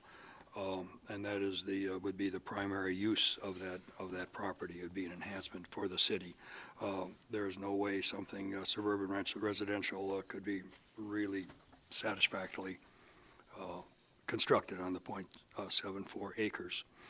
All of the findings were positive. The main finding is the preliminary plat meets requirements of the subdivision design and the minimum improvements required under subdivision regulations.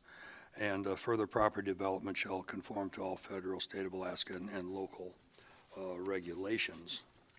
The next item was a public hearing on a resolution for an application of a conditional permit for 7 zero-lot townhouses on Tract A, Kenai Landing Lodges, located at 2101 Bowpicker Lane. And where this is located is where Bowpicker meets the PRL Logistics property. And this is, let's see, what's his name? Cliff, help me out here. John Faulkner's property. And he has quite a development plan there. It's going to be a condominium style, but we had a very thorough investigation. Our city attorney helped us with that. And there's going to be a further development of it, but it's intended to be year-round use, year-round people there, and it's going to be kind of like an upscale development. It was on the location of a former cannery location, and I believe there was a commercial enterprise there, which is now repurposed to residential. There's, of course, all of the protocols that have to go with a condominium development, but again, our city attorney / planner outlined it very, very, very well. The property, of course, Cannery Road and Bowpicker meet at the corner of this tract, and then there's a whole bunch of waterfront property. This is actually an upland, which is as opposed to the wetter property, which is to the north. But the staff found that the criteria for a CUP is met, and further development shall conform to federal, state, and local regulations. Prior to issuance of a building permit, a landscape plan must be reviewed and approved. Prior to building a construction of a project, a building permit must be issued. All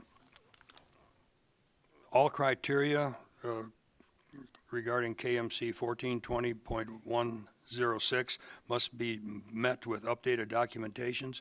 Prior to the sale of use of any of the units, evidence must be provided that the developer is in compliance with Uniform Common Interest Ownership Act. I'm going through all of this because this is relatively new to us, and these are concepts that perhaps we're going to have to digest and embrace in the future. A fire inspection, I hate these teeth, must be completed by the fire marshal. A yearly conditional use permit must be submitted to the city prior to the 31st day of December each year. The applicant will meet with city staff for on-site inspections when requested. If there is a change of use, a new conditional use permit must be obtained. This permit will expire automatically upon termination or interruption of the use for a period of at least 1 year, and failure to provide documentation to the city for meeting all these conditions shall be ground for suspension or revocation of the conditional use permit. If you're familiar with the townhouses that are developed down on the Spit, Faulkner is the same developer there, so you'll have some idea of what's going in there. They're generally well built, well laid out. The fire marshal said that there's adequate access to the grounds for fire protection. Inside the property, the access and the roads have been considered in the design, and that ends my report. The next meeting is the 23rd of December this year, but it has been canceled. Any questions? Thank you, Councilmember Glendenning. Beautification Committee? No report. I think the next meeting is in January 12th. Thank you, Councilor Askin. Mini Grant Steering Committee, there is no report. On the report of the mayor, I don't have a whole lot. I just wanted to thank Councilmember Winger for for our little treat we got handed to us. Look forward to sampling that. To say thanks to John Williams for putting his name in the hat for another 3 years. I think he's represents the city of Kenai very well on the CIRCAC board. Sorry to hear of the passing of James Fisher. And with that, I just wanted to say, happy or Merry Christmas to everybody and Happy New Year. Hopefully everybody has a good holiday season and makes the best of it, gets out and enjoys their family. We still live in the greatest place on earth. It's not too hard to walk outside even in the middle of winter time and enjoy what we have here. So, sometimes that can be a little bit therapeutic too. So, and with that, hopefully we'll see everybody here next year. That brings us to administration reports. City Manager, Mr. Ostrander. Thank you, Mayor Gabriel. So on the 3rd of December, had my monthly meeting with the chamber. I actually go to their board meeting first Thursday of every month. They were very thankful for the additional money for the fireworks. They were all really excited about the way that event went, and in particular the fireworks. I heard over and over, not only from them, but from everybody in the community about how amazing the fireworks and how great it was to have an event that felt somewhat normal. So shout out from the chamber there. And I will expand on that, say the relationship with the chamber right now is really, really good. Go to those meetings first of the month. I look forward to them. Really great collaborative attitude. They really want to cooperate and do the things that I think we both want just to make our community stronger. So it's really positive right now, and I think that's good. On the 10th of this month, we actually stood back up our internal working group that is developing legislation for consideration by council that would provide the incentives that we've talked about we were working on it diligently at the beginning of the year, and then COVID sidetracked it. We're back on that now, trying to provide incentives for Kenai. I think after that first meeting, I think our initial focus is likely going to be on vacant and dilapidated buildings. So a focused approach to this to just look at those two things. So our new planning director, Ryan Foster, actually starts next Monday. He's going to be a key component. This will be probably the first big project that I get him involved in. So excited about that. Hopefully council will be seeing that legislation come forward at some point in the next couple of months. Update on the bridge access bike path project. I have been working with DOT over the last 4 or 5 months trying to figure out how best to manage this. Last week, I actually got them to extend the date by which the agreement would need to be signed until June 31st of next year, which gives me additional time to work through the legislative session to see if we can change the way that agreement is structured. So that's a good sign. Before this last week, they wanted a signature on the agreement by the last day of this year, which just wasn't going to work. So appreciate them extending that, and that will give us time to work on it further. On the 7th of December, we issued a drilling permit to Hillcorp for their Cannery Loop Unit 1 pad, which is over in that Cannery Road area. They're going to be bringing in a drill rig there, 142 feet in height, and the permit is good for 1 year. Update on the Bluff project. The RFP package is plus or minus 50% completed. We continue to work with the Corps to make sure that all necessary components are included. Got another meeting with them tomorrow. Talked to Scott Curtin today. We're very confident, I'm not going to say certain, we're very confident that we can get this out on the street the second week of January. It's going to take a lot of coordination with the Corps still, but I think we can get this out on the street the second week of January. So really excited about getting something done on that project. Last thing I'll say is just Merry Christmas and a Happy New Year, and I'm really, really, really, really looking forward to 2021. So, thank you. Thank you, Mr. Ostrander. Any questions of the city manager, Councilmember Glendenning? Yes.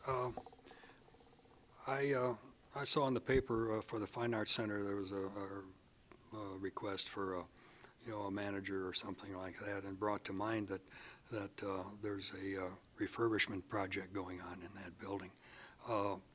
At some point in time, when you get a handle on it, could you just give us an update or review? I know the city is responsible for the building, but there are I think some good conceptual drawings, and if not accurate architectural drawings, that'll be applied. If you just let us know the status of that, it would be appreciated. Any other questions of the city manager? Seeing none, we'll move to city attorney, Mr. Bloom. Thank you, Mayor Gabriel, members of council. I just want to put on your radar that there is one item in the governor's budget that could have a large impact on my office. The governor's budget is proposing to no longer have the district attorney's office prosecute any misdemeanors. In 2020's not a good year, but 2019, we sent almost 400 misdemeanor cases to the district attorney's office.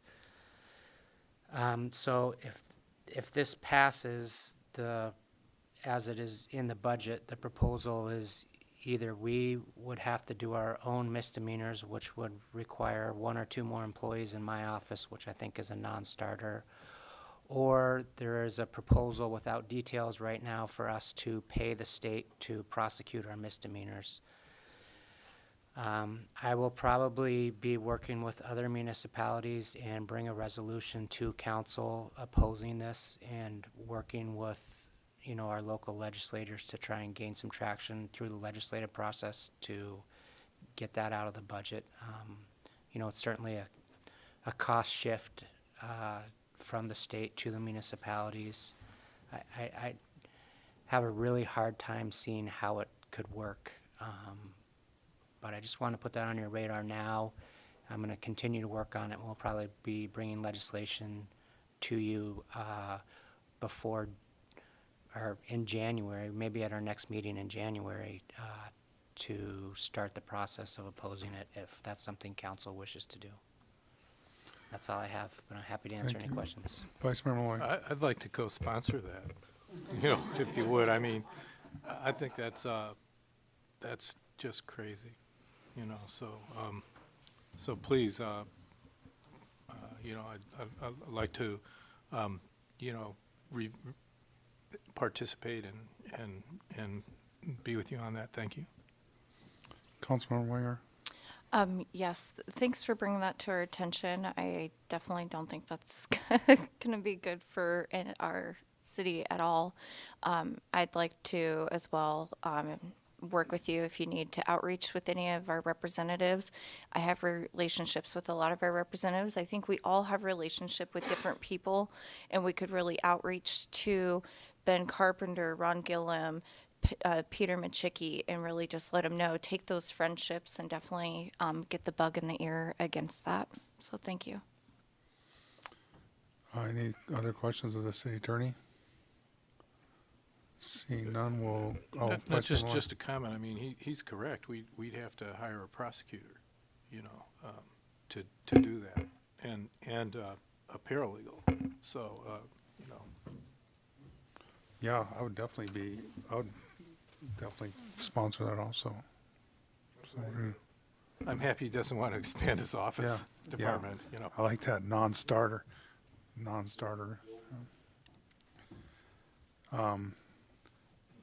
Yeah, because you don't ever, well, I guess that would be another discussion. I'm just going to think in my head. City Clerk, Ms. Hines. Thank you, Mayor Gabriel. Our office sent out, we've been working on committee and commission applications. I did send to the Chamber of Commerce an ad today to place in their weekly chamber chatter. And I also sent out another email to the candidates that had applied for city council to see if we can get more applicants for the committees and commissions. We sent out a letter to all of the mobile food vendors that need to renew. I honestly didn't think that we were going to get much response until June when they wanted to start back up again, but we're actually getting quite a few people that are renewing now, which is exciting. Merry Christmas and Happy New Year, and I have nothing else to report, but I'm happy to answer any questions. Thank you. Any questions of the city clerk? Councilmember Glendenning? Yes, thank you to the clerk's office. Thank you to the clerk's office for following through on committees, applications, and I know you have an active file of them, and some people, they put their name in there, and maybe it's off their radar for a while, and if they're reminded that there's an application that, you know, you are considered, you're worthy, it might encourage people to join us, and thank you for doing that. Any other questions of the city attorney or city clerk? Seeing none, we'll bring it to you. Item K, additional public comment. Is there anybody from the general public who would like to address the council at this time? Chief Ross? Okay. Seeing nobody, we'll move to council comments. I'll start at this end of the table. Councilmember Nexted. Thank you. I did forget one thing on the airport commission meeting, but I just, that was as good a time to mention as any. But on their goals and objectives, something they wanted to make sure was back on the list was the mural that had been donated to the city. I think we have an example that's on the opposite side of that wall, you know, that I think we had affixed to the old terminal building and won't be attached to this one for good reason, and they concurred with that. And but they thought that we should be able to find a good place for it, and I think it was donated to the city, not the airport necessarily. You know, so a suggestion that I had later on would be that, you know, perhaps it could be anywhere in the city, perhaps down by the visitor center, somewhere where people can see it. It's quite attractive. Maybe there's another appropriate place for it as well. But it's going to be coming up with the airport, and it's kind of whatever their recommendation is. But I'm just going to pass that on with the city manager sitting here. I wanted to thank the mayor for his proclamation for Jim Fisher. He's been a fixture here all my life, quite a bit older. And no, I didn't know him real well, other than he did lots of great things, and I knew his family and all of that. And I would run into him. He rode his bicycle around. He lived in Soldotna toward the end of his life, and he'd just ride his bike around and talk with you and all that kind of stuff. But at any rate, as it is, we find out a lot more about people sometimes after they pass in the obituary, and I read that, and frankly, I've known his son Bruce since kindergarten. We were in kindergarten together, but you know, so but at any rate, the man had done an awful lot of things, so I thought it was very appropriate, and thanks for doing that. I also wanted to thank Tia for the goodies. Do I have to share when I take them home? Oh, no, you never share. Oh, good. I'll hide them when I get there and put them in a shelf somewhere. But thank you very much for that. It was very kind of you. And I wanted to wish everybody Merry Christmas and Happy New Year, and I'll see you next year. Here. Thank you, Vice Mayor Malloy. Thank you, Mayor Gabriel. Yeah, I also want to thank you for the proclamation for Jamie Fisher. It was much appreciated. Also thank Councilmember Winger for her gift, which I've actually got into during the break. You know, and often I don't say that much during council comments, although last meeting I did go on a rant, and this is our last meeting of the calendar year, regular meeting anyway. So I thought I might just go on a little positivity binge. And, you know, because this calendar year really has been the most challenging that I've ever experienced, you know, on the city council. The whole time I've been on the council, that I've had the honor and privilege of serving our community as a member of our council. And I think it's amazing, really, how well our city has met the challenges this past year, particularly, you know, presented by all the uncertainty with the COVID-19 virus.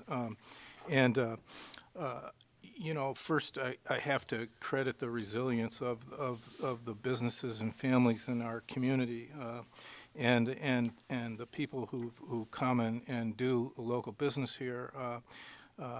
You know, the property owners that have continued to pay property taxes and all the sales taxes. Because when you remember when we were back in February and March and April, when we were looking at the budget, this was the most uncertain budget we ever had. We didn't know what was going to happen, and it was the biggest estimate. And obviously the funding that we got was and that we were able to push out to the community was important to that. But it did allow us to continue to perform our mission statement, which I like to reference every once in a while, and it's to serve the citizens of Kenai through listening and leading, to promote growth and continually improve services by balancing the wishes of the community with responsible management. And I have to say that we have to credit the leadership of our executive team, our city manager, city clerk, and city attorney, and our department directors, for a lot of things. First of all, for making continuing adjustments during our prolonged dealing with this public health emergency, so all our city services could continue to be provided. And now we're struggling, and we heard that today, and we're still getting it done, and I think that's really positive. Also, I want to, we need to credit and acknowledge the city clerk and her deputies for all the continuing adjustments they've had to make, and how we get our meetings done. Back and forth, Zoom, not Zoom, and with all our commissions and committees, and so we continue to get our public's business done, and we've done it. Also, the city manager, Mr. Pursley, the city attorney, finance director, and everybody that was involved in putting together the plans, I would say, the leadership of Mayor Gabriel and the leadership of the people on the council, including the people that have left us, Councilmember Devar and Councilmember Peterkin, questioning, debating, tweaking those plans, making sure that they were good plans to get out in their community. And we've had, I know all of us at various times, and I just wanted to remark on that, have had positive feedback from business people and residents in the community about how much they needed that and how beneficial it was to that. And so, this year we did a lot of extra work, and our two new members, Councilmember Winger and Councilmember Askin, really hit the ground running. Even this evening, we had a really good debate on things going forward with what we're dealing with, and I think it was a really good meeting.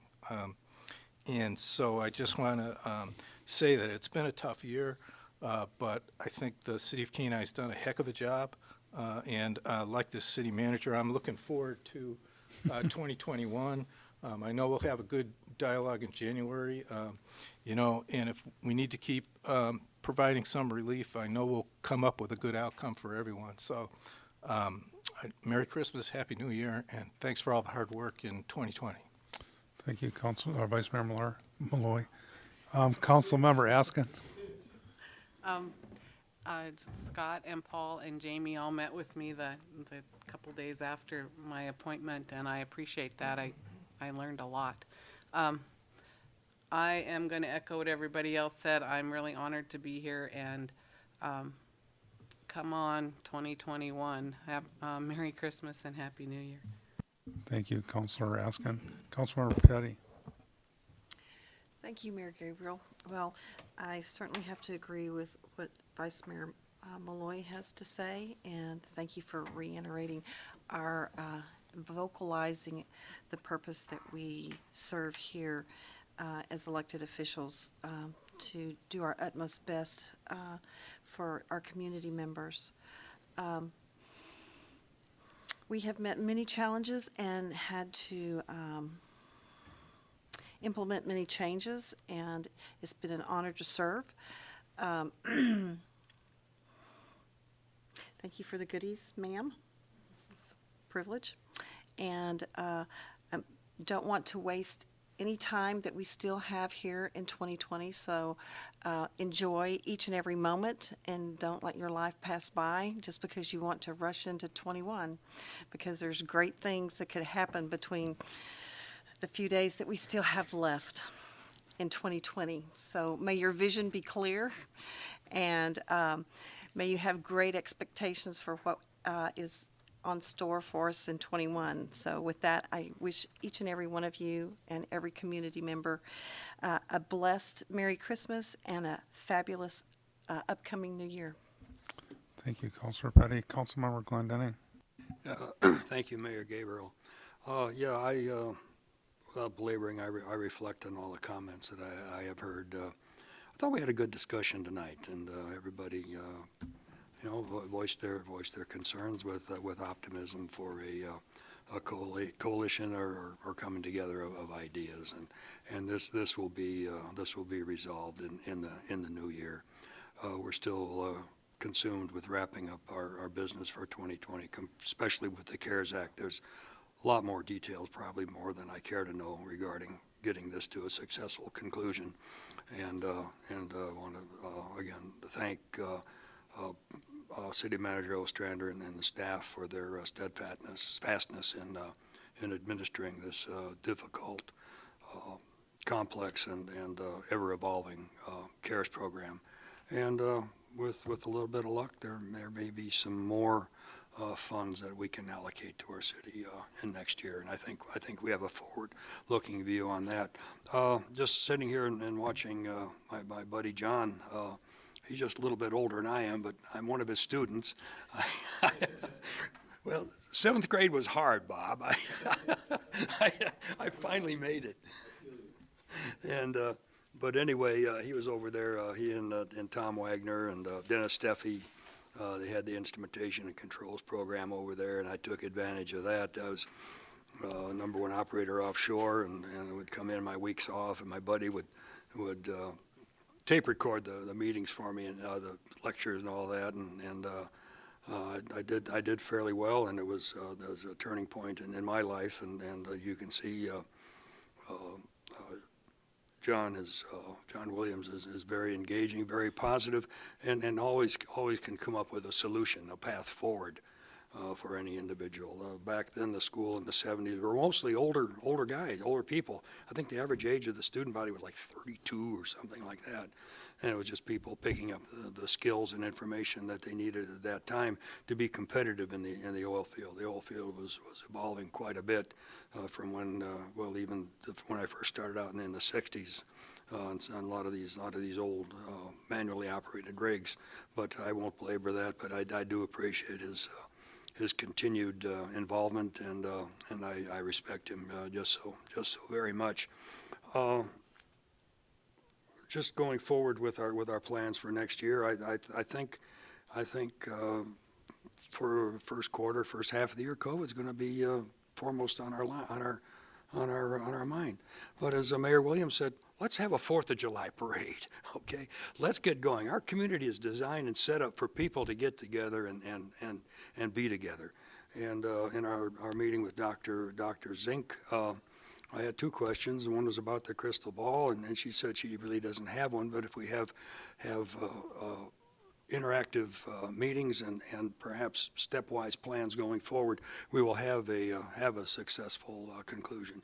And interesting comments about herd immunity, and it'll come with the COVID vaccines, and it'll also come with maybe people who are asymptomatic that pass it to one another, and we don't even know about it. I'm interested in the upper Midwest, and where I immigrated from Chicago up to here in the 60s, and find that just listening to, I think it was on the ABC news feed, that they estimate that about 50% of the people in the upper Midwest have encountered COVID in some way. And the herd immunity is being achieved that way, and the vaccines will drive it over the top. And it's manifested in the fact that their numbers are going down in all regards, if hospitalization, deaths, contact tracing, and all of this. So there is hope, there is optimism for 2021, and I think we'll fine tune and evolve our method and our message and our approach to this, and working together, I think we'll have a positive outcome on all of this. Thank you. Thank you, Councilmember Winger. All right. I just want to wish everybody a Merry Christmas and a Happy New Year as well. I hope you enjoy your treats. I have a bunch more, unfortunately, I still have to make for family. I just wanted to remind everybody that the Kenai Chamber, we are building that great relationship. They do have their raffle going on. They're $40 a ticket. They offer amazing prizes. They have a couple of round trip tickets anywhere Alaska Airline flies. They have my favorite, which is the 2 tickets on the Alaska Railroad. So they definitely have some great prizes, a lot that support local business. So again, their drawing ends, they draw on Friday. So there's only a couple more days to get your raffle tickets in. They're $40 each or 3 for $100. So this is kind of the Chamber's big fundraiser for the year. As we can see, a lot of people are being impacted on their fundraisers. So definitely get out and buy your tickets to support the Chamber. I also want to say thank you to the city of Kenai residents that believed in me in October. I got 723 votes, which is just astronomical. I mean, it's humbling. I don't know if anybody had seen this. I had passed out 5,000 of these rat cards through my campaign. And some of the things that I believed in, that I've said I would be a voice for the people, was fairly addressing COVID-19 issues, Second Amendment rights, a responsible government, small business development, and quality public safety. Now, I think as an administration, we've done a great job. I do have to say, I am disheartened by the money that we swept back away. So I'm a believer that every penny of that money that we swept, 1.1 back from small business, should have been to small business. We can only do better by making sure every penny gets out there. So if we come into this new year, we have businesses that closed, they're impacted. I can only feel a little responsibility because we had $1.1 million we did not get out. Now, when I met this weekend and seen some representatives, we talked about that. Their mouth dropped. They said, why? Why did you pull that money out? Why didn't you try harder to get it out? So all I can say is we did do a great job. We have a lot of things that we did a great job on. But ultimately, we had $10 million to get out, not to reverse sweep, to cover any general fund budgets. So that $1.1 million, no, going into this coming year that we're grateful and we feel blessed for, there's going to be other people that don't feel that way. So I hope that if more money comes to our city next year, that we make an effort, if we have to hand deliver an application and help a business fill it out, that we make sure we get every single penny out, that we're not reverse sweeping money back. Thanks, you guys. Have a happy new year. Thank you. Seeing no other, we do not have an executive session nor pending items before us, so seeing no other business, we are adjourned.